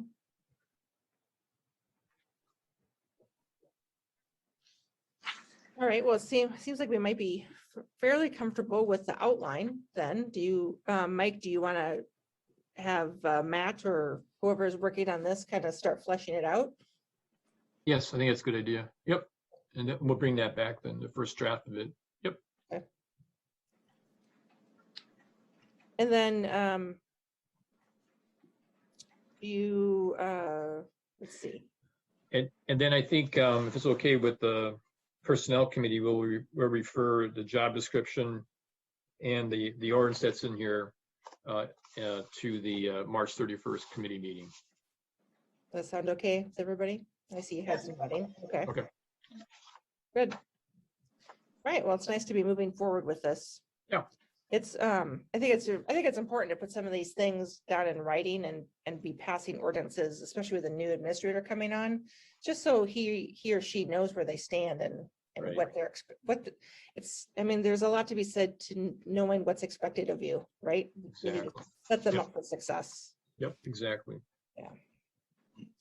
All right. So I think we're done with C. We are done. Yes. All right. All right, so moving along, approval of minutes, we don't have any. Item 6, approval of vouchers. This is a big number. We have vouchers in the amount of $2,395,744.37 for approval. Would someone like to make a motion to get that on the table, please? So I have a motion by Glish, second by Stitch. Thank you. All right, what questions or comments do we have for staff on vouchers tonight? Yes, Luke. Can we look at 3906, $9,155 for safe building inspection? Yeah, those are, we pay Safe Built is a private service that we use for all of our building inspections. When they charge for, let's say it's $250 for a building inspection or a building permit, we retain 25% of that, and then we pay them 75%. So it's just part of their contract. It's on the average of maybe anywhere $5,000 a month to up to $12,000 or $15,000 a month. Okay, thank you. You're welcome. Then just one more, 12418. It was, the only reason it took me by surprise was it says it's $2,000 for postage. And that seemed like a lot of money for postage. It is a lot of money, but the reason that that's so high is it's to cover all the absentee ballots that we're mailing out, because it costs $1.02 for each ballot that we mail out. Well, that answers the question. Thank you very much, Lisa. Welcome. That's just getting loaded onto our postage machine, right? Correct. It gets loaded onto our postage machine, and then as we run them through, it eats away at our balance, and we keep replenishing it to make sure that we have enough to cover all of our absentee ballots for this upcoming election. And just so everyone knows, this is Candy. We're sending out over 1,100 ballots already, so they're going out tomorrow. Yay! Wow. All right. More questions on vouchers.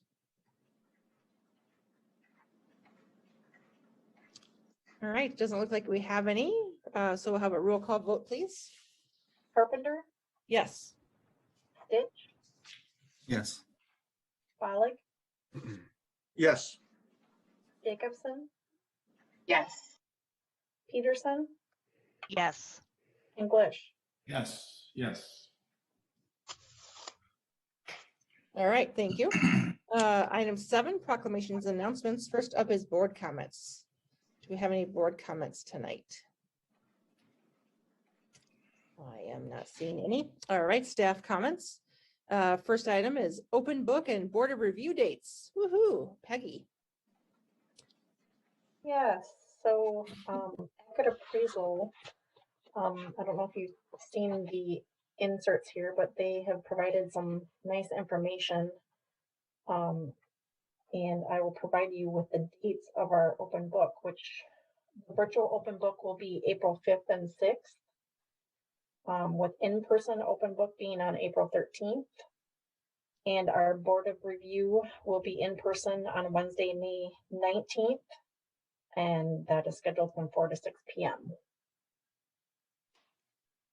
Does anybody have any questions? Amanda? Yeah, remind us again who's on the board of review from the village trustees. Well, that's a good question. That will be, the village president will be, Oh, it's going to be appointed. That's right. You make those yes, appointments on April 20th. That's right. I forgot. We're it's a changing. little bit of a scramble from April to May, but Okay, thank you. So yeah, if you'd like to volunteer, Amanda, I'm sure the future board president will take that into consideration. I'm laughing. Oh gosh, open book and board review are so much fun. Everybody should do it every year. I will serve at the pleasure of the new village president. Oh, Nice. man. I like that. Such an astounding experience for any board member. All right, cool. Thanks, Peggy. All right, so then we have some upcoming virtual meetings. So as mentioned before, we have that March 31st, 2021 special personnel committee meeting at 5 p.m. And what day of the week is that on? That is a Wednesday. That's a Wednesday. Okay, yes. Are we having any sort of board meeting that night too, Mike? We may. I'm going to talk about that under 8A. Okay, cool. So, but yeah, we right. may. That's true, Ginny. Yep. Okay. And then we don't have, in good news, we have Monday, April 5th off because of the election. But then we have meetings on the 12th, the 19th, and then everyone who gets elected to the board gets to come to the April 20th special organizational board meeting, which is on a Tuesday, which always throws people off. So make sure that's on your calendar. It's on a Tuesday. All right. So I will keep going at item 8, communication and miscellaneous business, status of village administrator search. And I'll just kick this off. I'll let Mike go ahead, but I want to thank the whole board and the staff for spending their entire day Friday doing interviews. That was a really, really long but good day. And all of our department heads were involved and all of the board members. So thank you everyone for doing that. So Mike, I'll hand it over to you. Yep, and I'll go on further and say thank you to Rudy for doing the tours. Yes, yes. Thank you for Candy for organizing it. That's why it was so well organized. And also thank you to Joy for coming in and doing the packet, because we were down to her doing the packet. There was nobody left. So poor Joy came in and helped me out on Friday. So thank you for everyone for being there Friday for us. There will be no need for closed session tonight. Kevin from our consulting company service was able to work out the benefits and everything with Martin. So there's no need to go into closed session and talk about that. And so the background, Jenny was kind enough to send the information to the Verona Police Department, who's doing the background on Martin. And at this point, if it takes 2 weeks, then we may just have a very quick board meeting on the 31st of March, Jeannie, you're right, just to approve the agreement. If it happens that the background goes really fast and it's done next week, I may ask the board to schedule a special board meeting, and that way Martin can give his notice quicker, not have him sort of hanging out there. So it's going to depend on how quickly the background's done by the Verona Police Department. So, and then at the special board meeting, the board would then approve the agreement, and that'd be the official hiring of the new administrator. Right. Yep. And I think it's always important at this point to say that we have hired no one as of right now. That's correct. And that's why he hasn't given notice, anything like that. Right. So I sometimes the public gets confused that we've already hired someone. Right. We're still going through this process. We still have to get to the background. There are still important steps. So We do not have a new administrator yet. We're hopeful that we will, but still got a couple super important steps to go through. So we got at least a couple weeks before we'll know. Yeah, probably. Yeah. Yeah. But again, thank you everyone for your time. That was a really valuable day on Friday. I'll just say, I questioned a little bit spending the money on hiring the consultant to help us through that process. But man, can you imagine board members going through that without PAA? They did so much work for us, and I just want to give them a shout out because I was very impressed by everything that they did, the procedures they put in place. I'll pass it on to Kevin. Yeah, thank you. Mhm. I was really impressed. That was money very well spent. I don't think we would have gotten the caliber of candidates if it would have been up to us doing that ourselves. Mhm. All right, so going on to item B here. Discussion and possible action regarding the 2021 farm lease between the Village of Oregon and John and Gary Dorfer. So those of you who don't know, we own some farmland, future use, but right now it's being farmed. So we have a recommended motion to approve the 2021 farm lease between the Village of Oregon and John and Gary Dorfer for Outlot 1 in the West Side Community Park for $150 per acre. Would someone like to make that motion? A motion by Jacobson, a second by Glish. Any questions on this? It's a good little revenue stream until we figure out what we want to do out there. All right, all those in favor say aye. Aye. Aye. Motion passes. Thank you. Item C, discussion and possible action regarding release agreement for damaged traffic light. We have a recommended motion to approve the release agreement. Anyone interested in making that motion? Motion by Stitch, thank you. Second by Peterson. Thank you. Jeff, anything to add to this besides what's in the packet? No, not really. It's just what's in the packet. I mean, this is just a standard deal. Someone hit a traffic light and we're getting reimbursed a portion of it for it, or a portion for the claim on it. Excellent. Any questions on this? All those in favor say aye. Aye. Aye. Aye. Opposed? Motion carries. Item D, we have discussion and possible action regarding establishing a 2021 pilot terrace tree planting program. And so we recommend a motion to approve the program for 2021. I'm going to go ahead that Randy's going to make that motion. There we go. Since this is his brainchild. Who would like to second this motion? Anyone? Jacobson. All right. Thanks, Jenna. All right. Lots of information in the packet. Any questions on this? Or Randy, did you want to talk a little bit about it? Can I just say, so this was some idea that I had when it came to staff. This was in 2020. Talked to Mike, so I want to make sure I give credit to Mike and to Elise and to Jeff, and I sort of at the end came up with this program. But I think this is a great program for our citizens. I'm glad to see that it's finally before us for approval. So hopefully this will be the first year of many.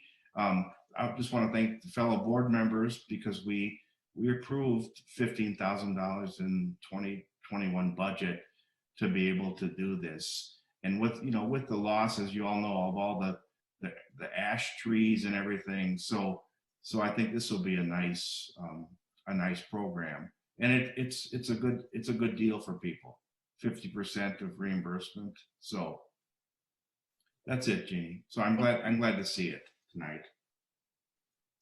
Yes, Jenna. With this program started, can we then, I think we can then become certified as a tree-friendly community, correct? Is anybody familiar with that? We could easily become a Tree City USA community. Yep. Yeah, it's part of a couple different things. We also have to start an Arbor Day celebration and a couple other things, but definitely doesn't hurt. And hopefully that's something we can be working on in the next year or two. Excellent. Yeah, Luke, then Amanda. I was just wondering if I could ask a clarifying question. With this program, is it the responsibility of the homeowner to plant it, or is this something the village does for the homeowner? No, go ahead, Elise. Oh, I was gonna say, yeah, so the way that this is set up right now, the homeowner would be responsible for planting the tree. And there's some pages further on here that have, some sort of the recommended tree list and then some guide about how to plant a tree if they're not familiar with doing so. We have, a couple folks that have volunteered to sort of be a reference, again, if people have questions, but we will have Public Works go out and make sure that those trees are planted in the terrace correctly before the reimbursement check is cut. But yes, the planting and then the ongoing maintenance of the tree is the responsibility of the property owner, even though the tree is planted in the terrace, which is the right of way. And Jeannie, if I could just add, I am one of the people who, since I'm a master gardener, that I did volunteer to, if somebody wanted me to come out and take a look at how they're going to plant or make sure that it was planted correctly. I have volunteered to be able to do that. Excellent, sounds good. Any other questions on this? Oh, I'm sorry, Amanda, yes. Yeah, no problem. So I see, in here that maintenance is the responsibility of the property owner. Has that always been the case? Because I seem to remember Public Works having to trim trees and. Right. So actually, and yeah, all terrace trees, not terrorist, but terrace trees are the responsibility of the adjacent land or, of the landowner. And so, but there are times where we will go out and trim things, especially if they're starting to affect vehicles and stuff like that. Yeah, it's clear, even in our very, very old and outdated tree ordinance, it's always been that way. Okay, I just wanted to make sure our ordinances were that was in line with what we already have, because we had talked about that. So Parks Board had a big discussion about this a few years ago, and we didn't really come to any decisions. So, but I like this idea. Yeah, I think this is a great opportunity for us to start replacing some of the trees. We've seen so many, especially last year, so many were dead with the ash trees. And we've been around already this year taking down a lot of the terrace trees that are dead, the ash trees. And so this will, hopefully this, in the long run, this will be a nice, good start and, greening up our village even more so. Jeannie, I just wanted to mention too, for citizens that are interested in participating, there's sort of two parts to this program. So it will still need to come in or email or drop off an application for a street tree. And that's what actually lets us know, kind of provides a simple site plan where these are going to go and where the trees are going to be. And then the cost reimbursement agreement is sort of just the funding program for this year. So it's a two-part, but hopefully fairly painless process. They're both each one page. So, and then reimbursement checks will be mailed out after, again, Public Works signs off that those have been planted correctly. And then if we, do this program, ideally, we might have up to 150 new street trees, $100 reimbursement times, divided out of $15,000. So that could be potentially 150 new trees out there in the village this year. Cool. All right, any further questions on this one? All right, so we have a motion and a second then to approve that program for 2021. All those in favor say aye. Aye. Aye. Opposed? Motion carries. How will we get that information out, Mike? Will we just put it on our website or? Yeah, that's for oh, sorry. No, go ahead, Mike. Well, I'll talk to Candy. I'm sure we'll put it on Facebook and maybe Okay. Candy, would you do like an email blast on it? Or is that your maybe thinking something like that? I think that's good. Yep. Perfect. Yep. Okay. And Jeannie, I know the Observer is good. listening. They're very interested in this program, so Okay. I'm sure we will see it in the Observer. All right, good. And it only for Village of Oregon residents, though, not for town or. Right. The bigger issue, I've worked in communities where we've done this, the money goes quickly. So getting the word out, that's the easy part. It's it's first come, first serve. There's some people that typically want to do it, which is great. Get more trees up. So yeah. All right, sounds good.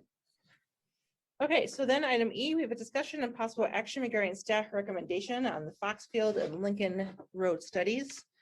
We have a recommended motion. We have actually two recommended motions. The first one is to not make any changes to speed or intersection configuration on Foxfield Road in the vicinity of its intersection with Katy Lane. And then the second one is referring to Lincoln Road. So let's do these one at a time. Let's talk about Foxfield Road first. We've had the study was on a previous meeting, so we did discuss that a little bit. Would anyone be willing to make that motion, or do you want to discuss a little bit? We have a motion by Stitch and a second by Glitch. So I'll read the motion again. So we have a motion to not make any changes to speed or intersection configuration on Foxfield Road in the vicinity of its intersection with Katy Lane. So we can discuss that now. We have a motion on the table. Yes, Amanda. I was going to question whether we needed a motion to not do anything. Oh, we discussed that internally as well, and we decided that was just, we wanted to make sure to be very clear, since it had been a request from people in the area to make some changes. Okay. Yeah, I personally have gotten a few emails on this, and I think it would be good for the village to make a decision so that folks stop asking until something significant changes. But also it's important that it isn't like the staff's making a decision. It's been brought up to the board level. Yeah. Okay. All right. Any questions on the Foxfield Road study then on this motion? All right. All those in favor of the motion say aye. Aye. Aye. Opposed? Motion carries. All right. And then the second road study that we had done was on Lincoln Road. And so we have a motion here to consider to direct Public Works to work with the village attorney to prepare an ordinance modifying the speed limit and configuration of speed limit signage along Lincoln Road in the vicinity of Bryn Hill Drive. Someone like to make that motion? Motion by Glish and a second by Peterson. All right. Any further discussion on this? We've talked about this at a previous meeting, but we can keep discussing. I think this will help along Lincoln Road. Yeah. And if I remember right, Matt, is Matt still on or is Matt off? I told Matt to take off. Okay, but Mike, just to confirm, if we're changing speed, we need that done under ordinance, I think, and so that's why correct. That's correct. I mean, unfortunately, we have to bring it back a third time, but that third time should be quick and just approving the ordinance. Yep. If you approve it. See, this is what happens when you fix roads. People drive faster. Well, yes. Because they're no longer going to literally damage their car by driving on the road. Yeah, you're right. Yeah. All right. So we have a motion and a second then to make that change, or to ask Jeff to work with the village attorney to start making that change. All those in favor say aye. Aye. Aye. Aye. Opposed? Motion carries. All right, then item F, we have a discussion and possible action regarding an ordinance number 2104. This is creating sections 8.06 2G and 12.11 relating to sidewalk cafes, which includes sidewalk cafe permit. All right, so we got a two-part process here. So if we want to waive the first and second readings at tonight's meeting, I would need a motion by the board, and this would have to pass by 2/3 of us, that we suspend the rules and waive the first and second readings at tonight's meeting. Anyone interested in making that motion? I'll do it. All right, motion by Glesh, second by Peterson. Any discussion on that procedural vote? All those in favor say aye. Aye. Aye. Opposed? Motion carries. Okay, so now, now we can consider adopting ordinance 2104. Would anyone like to make a motion to adopt that so we can discuss it? Motion by Stitch, second by Peterson. Thank you. All right. Is this Elise? Do you want to walk us through this a little bit, Elise? Yeah. It is.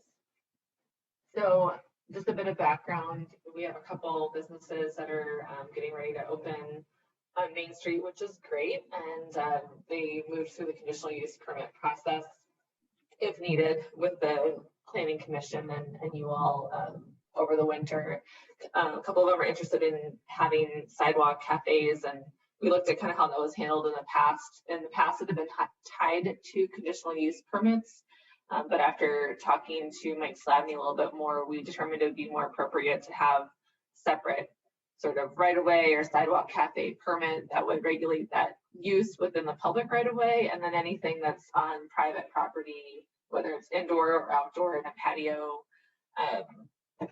type outdoor space, that would be handled on the conditional use permit. So in case there was any issues down the road with sidewalk cafes in terms of, things getting out of hand or getting messy, or it just didn't end up, working well there, we could change or revoke the permit without kind of impacting the larger business operations. So we pulled out a couple good examples from, I think it was Middleton, Mount Horeb, Madison, and sort of cobbled together our own version that we thought was appropriate for Oregon. So this will be the permit that a business would be, any new business that, the ones that already have a sidewalk cafes will continue operating as is, but new business will fill this out, contact information, kind of describing also they plan to serve liquor outside on the cafe to make sure that's covered within their premise description.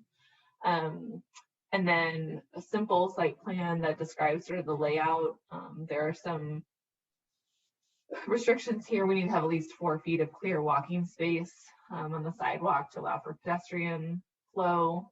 And obviously our sidewalks kind of vary in width depending on where you are too. And there's bike racks and trash cans and fire hydrants and all that stuff. So we want to make sure all that is listed and it's all within, safe radius. So a business owner would kind of fill this in and draw in their little tables and chairs. And then this permit language matches what's in the ordinance here. And this just provides guidance about, we'll be asking for a certificate of insurance because we'll be on the public right away in case, somebody would trip on a table leg or something like that, that the village won't be held responsible, and that they're covered by the business's insurance. And then a couple of standards about location of the sidewalk, hours that the sidewalk cafe may be open, needs to be clean, hazard free, no heating appliances, that kind of thing would be out in the public right of way. So it's sort of a 2-part thing, the ordinance and then the application and guidelines that match up with that. So we're hoping to get this, wrapped up this spring so that businesses that are eager to open can start having some outdoor seating in the near future. I'm happy to answer any questions. And just to clarify, this will actually go through Public Works. So even though I wrote this, I was happy to hand this over to Jeff. So he'll be the one that actually receives the applications and then approves them. We just decided it would be best to leave it at a staff level. There's really no reason, as long as a business is complying and agreeing to all of the regulations, that it needs to come to a board. So that was, I believe, Matt's recommendation. So we'll just keep it at a Director of Public Works level. All right, so thank you, Elise. Any questions on this from anyone? Yes, Amanda. Yeah. So the permit application fee is $50 and renewals are $10. Mm-hmm. I'm just wondering, honestly, is that a fair price for to have, exclusive use of some of the public right of way for a business purpose? Is that what the going rate is? Is that what like other communities charge? It seems low, $50 to kind of extend the boundaries of a place of business out onto the public right of way. Mm-hmm. We did talk about that. We even talked about making, no application fee, depending on, what type of review. It's going to cover just some of the staff time to do the review, and then a renewal as long as there's not any changes, which is sort of be an update every year. I think the permits we have expiring on March 31st of every year, and then they'd be renewed on April 1st. At the same time, we also want to promote our businesses, and especially right now, help them out. And we know that outdoor seating is a huge component of that. So think maybe this is a good place to start. And if it feels like it's a really onerous amount of review time that Jeff has to do, or there's a lot of policing that needs to happen, maybe that gets adjusted in the future. Okay. That seems like good reasoning to me. Thank you. Other questions? All right. So looks like we have a motion and a second then to adopt ordinance 2104. All those in favor say aye. Aye. Okay. Opposed? Motion carries. All right. Thank you, thank you. All right, item G, discussion and possible action regarding the 2020-21 infiltration and inflow reduction program and final payment application. So we have a recommended motion to approve final payment to McCann's Underground in the amount of $93,351.32 for the infiltration and inflow project. Someone like to make that motion, please? Motion by Jacobson, second by Stitch. Thank you. All right. Any questions on information? Jeff gave us some information in the packet. Looks like it was pretty clear. One of the big takeaways I just want to bring to everyone's attention is the estimation that this project has removed approximately 450,000 gallons per day of clear water entering our wastewater system, our collection system, and being treated by our wastewater treatment plant. So, and those, you know, these numbers are kind of, it's like trying to estimate the size of a crowd, you know. I'm not going to say it's exactly that, but I'm saying I think it's a good estimate, and we've seen some dramatic decreases in flows already at the wastewater plant corresponding to this project.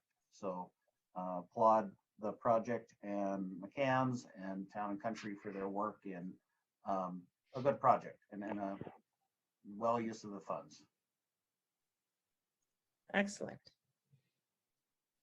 All right, so we have a motion and a second then to approve that final payment. All those in favor say aye. Aye. Aye. Aye. Opposed? Motion carries. Thank you. Yes, thank you. Item H, discussion and possible action regarding Public Works drug and alcohol testing contract. We recommend motion to approve the contract with Drug and Alcohol Testing LLC at 1574 West Broadway in Madison for the administration and testing for Public Works drug and alcohol testing program. Someone like to make that motion, please? Motion by Glish, second by Jacobson. Thank you. Questions on this? All right, all those in favor say aye. Aye. Aye. Opposed? Motion carries. All right, report of committees from the Planning Commission. We had a Planning Commission on March 4th, 2021, and we got a bunch of things here. So I'm going to rely on Elise to help me out. I'll be reading them, and Elise, if you'd be so kind to kind of give people updates, that'd be awesome. So we have a couple of, the first two are FYI only, but these are, it was an interesting meeting. So we have stuff to report. So we have a conceptual discussion with representatives from Good Company Restaurant regarding the proposed exterior renovations and signage at 113, 117 South Main Street. So Elise, you want to kind of update us on this? Sure. So this is the Charlie's and Main Event space that are right next to each other. This is in our historic district, South Main Historic District. So kind of falls with under the Historic Preservation Commission purview. So we decided to have a joint meeting beginning of March with HPC and Planning Commission and just put these concepts in front of them, have some discussion. So what you see here is the sort of what they're proposing, and specifically what they're asking for are these sort of retracting windows that fold up and fold horizontally to create sort of an awning, but it opens up the restaurant to the inside and outside, sort of invites people in.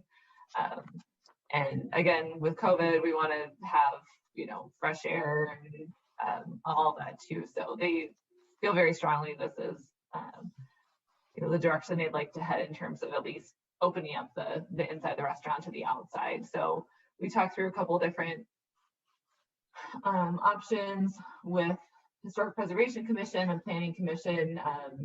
I know this didn't scan in well, but this is a picture that the Thiels that own the building provided. This is a historic photo of the right side of these buildings, what this sort of look like. And we had some discussion about just sort of maintaining the historic integrity of there's some iron columns here that, you know, there was a request to sort of maintain those. So they're coming back. We are going to do another joint HPC and Planning Commission meeting on Monday, March 29th at 5 p.m. So taking a normal village board type time, but we're going to just in an effort to help them move along and again work towards a spring opening.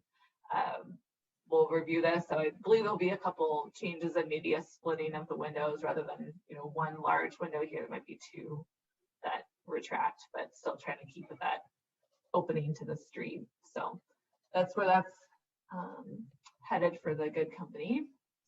All right. Revised concepts for that hopefully later this month.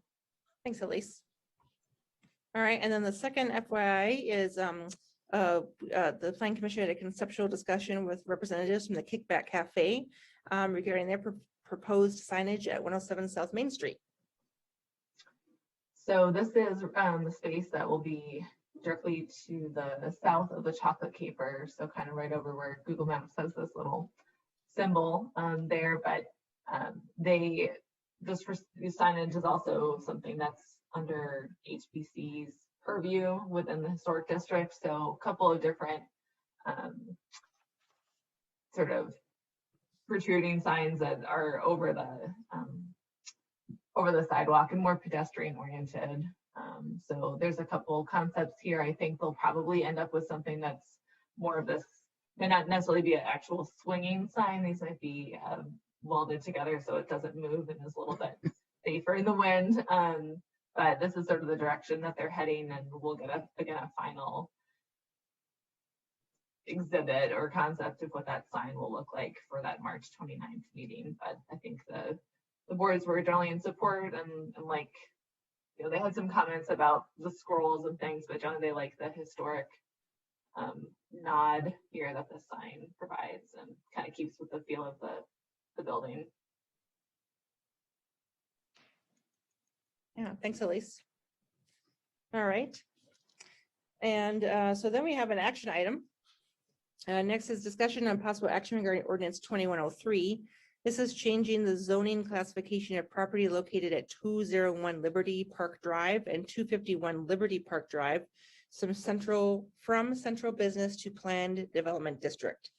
And so at the Planning Commission level, Bano moves, seconded by Molzon, to recommend to us, the village board, the approval of a general development plan submitted by Oregon Parks LLC for planned development zoning with TR6 underlying zoning at 201 and 251 Liberty Park Drive, conditioned upon meeting the recommendations in the village planner and zoning administrator Elise Cruz's memo that was dated February 26th, and that motion was passed unanimously.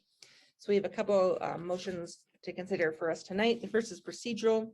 If we wish, by a 2/3 vote, we could suspend the rules and waive the first and second readings at tonight's meeting. Is anyone interested in making that motion? Motion by Peterson, thank you. Is there a second? Second by Jacobson. Okay, so we have a motion and a second to suspend the rules and waive the first and second readings of this ordinance at tonight's meeting. All those in favor say aye. Aye. Aye. Opposed? Motion carries. All right, and then the second motion that we can consider is to then adopt ordinance 2103. Anyone interested in making that motion? Motion by Peterson, thank you. Is there a second? Second by Jacobson. All right, thank you. Elise, do you want to go through this a little bit with us? Sure. So these are the lots. These were part of the comprehensive plan amendment that was done last fall. I'm just trying to scroll to the map here to give you all a sense of where we are. So these are the lots that are sort of that floating island of land in the Oregon Parks neighborhood. Just west of Liberty Park is right here. Beehive is right here, and Omni is located right here. So within this land is, surrounded by these 4 roads.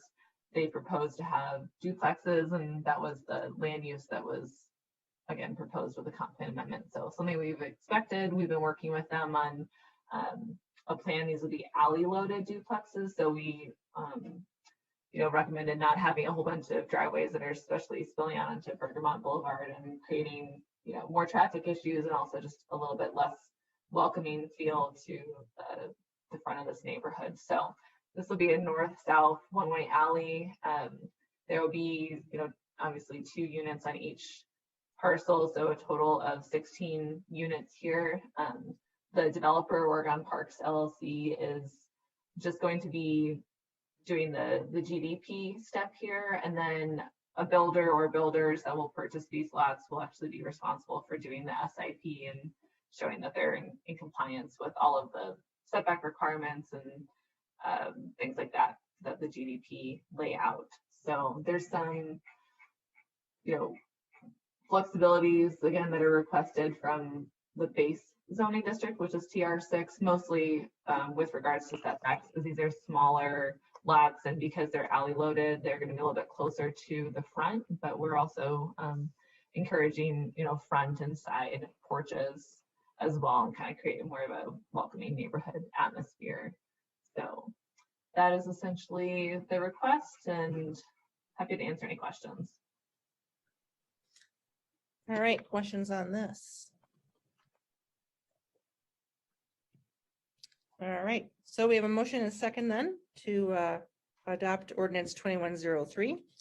All those in favor say aye. Aye. Aye. Opposed? Motion carries. All right, as you can see, it was a very busy plan commission meeting. Keeping going, number 4, we had a discussion and we will have a discussion of possible action. This is regarding the approval of a conditional use permit submitted by DSLO Trust for a group development in the general industrial zoning district at 327 Market Street. So to catch you up, at the planning commission level, Bano moved, seconded by Mar, to recommend to us, the village board, the approval of a conditional use permit submitted by DSLO Trust for group development in the general industrial zoning district at 327 Market Street, conditioned upon meeting the recommendation of village planner and zoning administrator Elise Cruz's memo dated February 25th, and the final design being submitted to the village board for consideration. And that motion carried 7-0. So would someone like to make this motion for discussion, please? Motion by Stitch, thank you. Second by Glish. All right, Elise, catch us up. All right. So this is located on Market Street, just north of the farm center's main operations on Market Street. A group development is essentially anytime there's 2 buildings on a property that are primary uses, so not a building and then an accessory use like a shed or a garage, but often buildings are used for maybe separate businesses or used as a primary use for the same business. So what is being proposed here, this existing building is 2-story building, and there's 2 different commercial tenants in that space. The property owner has a sort of an online antiques business, and currently has a storage building in Fitchburg that he's no longer able to use. So like to relocate that business here. This is not a retail type use, so there won't be customers coming up to look at antiques or anything like that. Everything is largely done online, or he brings things to auctions off site. So this is mainly storage of again, the antiques that he sells. But the proposed location of the building is just south of that existing building. All of the building materials, in terms of color, siding type, all of that will match the existing building, so they'll look like they go together. This is the revised elevation. So there was a couple comments from the planning commission just to sort of dress up the exterior, make it match the 2-story building a little bit more. So we got a couple revised sketches from them, and pretty simple. No major conditions of approval, is really just adding those architectural features, which they've done. Thanks, Elise. All right, questions on this one from anyone? All right, so we have a second or a motion, a second then to approve the conditional use permit based on Elisa's memo, and that the final design will be submitted to us for consideration. So all those in favor say aye. Aye. Opposed? Motion carries. Next, item 5, we have a discussion and possible action regarding the approval of a conditional use permit submitted by Marvelous Morsels LLC, doing business as Kickback Cafe, to allow indoor commercial entertainment in the Central Business Zoning District at 107 South Main Street. So at the Planning Commission, Bano moved, seconded by Molzon, to recommend to the Village Board the approval of a conditional use permit submitted by Marvelous Morsels LLC, doing business as Kickback Cafe, to allow indoor commercial entertainment in the Central Business Zoning District at 107 South Main Street, conditioned upon meeting the recommendations in Village Planner and Zoning Administrator Elise Cruz's memo dated February 25th, and that motion carried 7-0. So I'll bring this motion to the Village Board for approval. Is there a second? Second by Jacobson. Thank you. All right, Elise, you want to talk about this one a little bit? Sure. I believe you all have heard a little bit about this business from when they came forward for their liquor license, but this will be operated by the Donahues that also operate the Chocolate Capers right next door. This is the same building that we looked at the sign at a few minutes ago, but both a morning coffee bakery type use, and then in the afternoon and evenings would be open again for sort of a dessert bar with some special drinks that are paired with the dessert. So not looking to be kind of a typical bar by any use, but fairly small, about 4 employees on site at any given time, still working on the exact capacity and layout with tables and everything, but will definitely be less than 40 or so. They are, again, interested in outdoor seating, so they will be one of the folks that'll be using our new sidewalk cafe permit. But this is just for the indoor use. They don't have any outdoor patio or any outdoor spaces actually on their parcel. So we're just approving the indoor commercial use here for them. And then again, with all of our CUPs, we now do these conditional use permanent agreements, which are recorded with the county, and that way it's tied to the parcel, and a sale of the property, I think, move forward, the CUP follows the property as long as all of the conditions are met. Excellent. Any questions from board or comments on this one? Yes, Amanda. I was just curious, it's a conditional use permit for indoor commercial entertainment? Mm-hmm.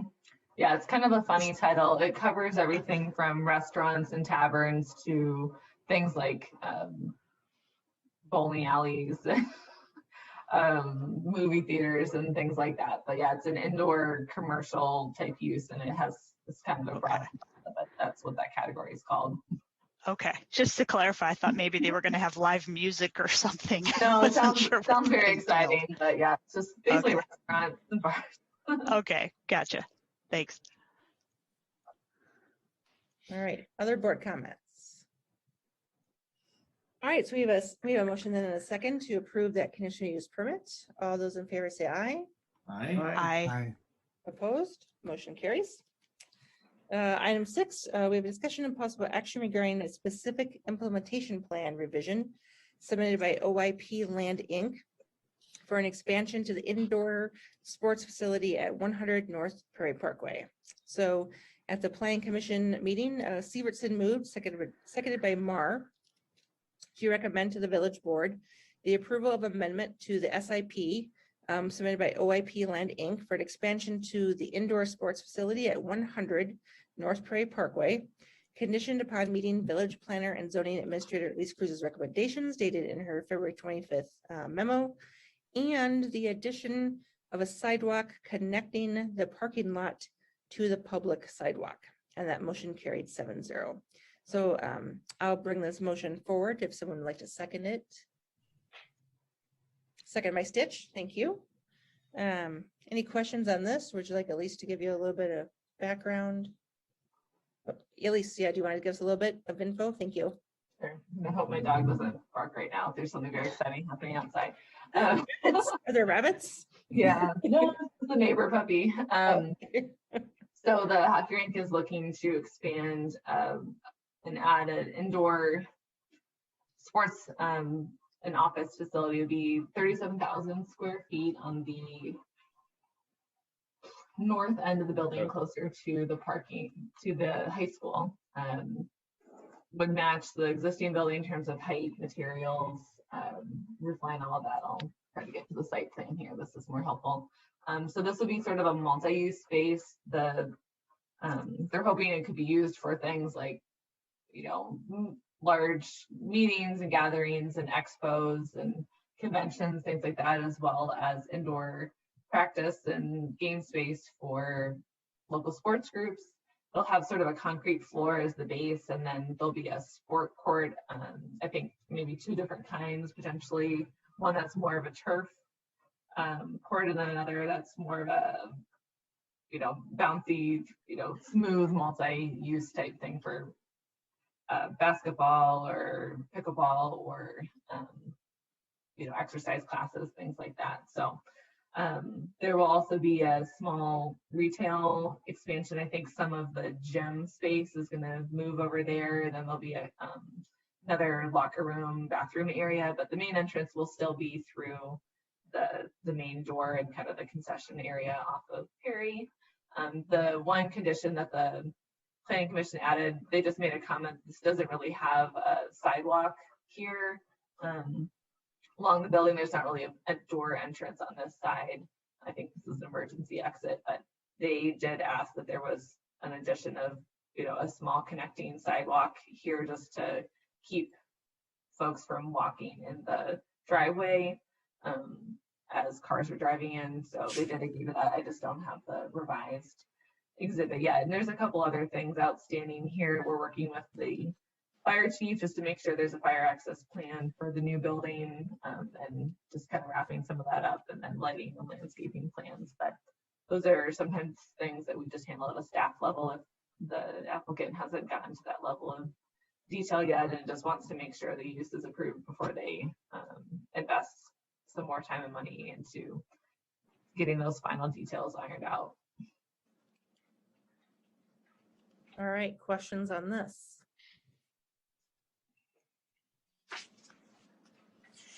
All right, so it looks like we have a motion and a second then to approve the SIP submitted by OIP Land.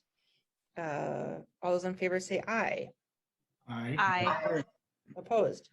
Motion carries. Thank you. Next is the FYI only. We did site plan revision for an expansion to the all-color parking lot at 298 North Burr Oak Avenue. And that's basically so they can have their employees stop parking on the street. And everyone at the Plan Commission thought that was awesome. Is that a good summary there, Elise? Wonderful. That about sums it up. We're very excited that and grateful for them to make that investment and get their folks off the street. Yes, it's also nice that they have so many employees that, you know, they're starting to park on the street. So that's nice to see. Yes. All right. So no action on that one. And then Can I ask a question? Yes, please. Sorry, Jeannie, didn't mean to I'm sorry. interrupt. No, go ahead. So I know we don't have to take action on it, but maybe this will happen at the next step, but that tends to be an area right along the creek there that can flood. I was wondering, like, they'll have some kind of stormwater plan for where the water that they're displacing, the grass they're covering, you know, you put asphalt down, that water would run off someplace. That's going to be part of what'll come back to us. Is that how that works? Maybe Jeff actually did have a question for them about, I think it's within the floodway here. It's in the floodplain and floodway, and so there's really, they just can't build the parking lot up and block the floodplain floodway, but they can build at the elevation of the existing ground. They'll have to look at the stormwater if they have to do that, and I don't remember the exact square footage, but I think they may still be under their their allowed amount for. Yeah, they do have that existing pond, so it might be that Yeah. just the small amount that they're adding in the parking lot doesn't kick it into requiring like an expansion of that pond, but we'll take a look at that before they move forward with the construction here. Okay, cool. Thank you. They'll have to submit erosion control and stormwater as part of their permit approval. Building permit, essentially, yeah. Yep. Gotcha. Thank you. You're welcome. All right, thank you. And then the last item on Planning Commission is a discussion and possible action regarding a Rockwell CSM, which is a certified survey map on Glenway Road. This is in the extraterritorial jurisdiction, but the village still gets a little bit of say in this. Came to the Planning Commission. The Planning Commission made a motion by Molzon, seconded by Schnelly, to recommend to Village Board the approval of the certified survey map submitted by Rockwell on Glenway Road, and that motion carried 7-0. So I would bring that motion to the Village Board if someone wants to second it. Seconded by Jacobson, thank you. Any questions on this? All right, all those in favor say aye. Aye. Anyone opposed? Motion carries, thank you. All right, so then we have some minutes not requiring action. There's a library board meeting on February 10th, 2021. Any questions on that? Unfinished business, we don't have any. New business, we don't have any. And then, I'm sorry, Mike, do we need to go into closed session tonight or Nope, no? no need. All right, Nope. excellent. Mhm. That's the answer I was looking for. That's why I knew that. I knew that. All right, so it looks like we could adjourn. Is there a motion to adjourn? Motion by Glish, second by Peterson. All those in favor say aye. Aye. Aye. Aye. All right, we are done. Thank you, everyone. Thank you. Have a good evening. Yes, thank you, thank you.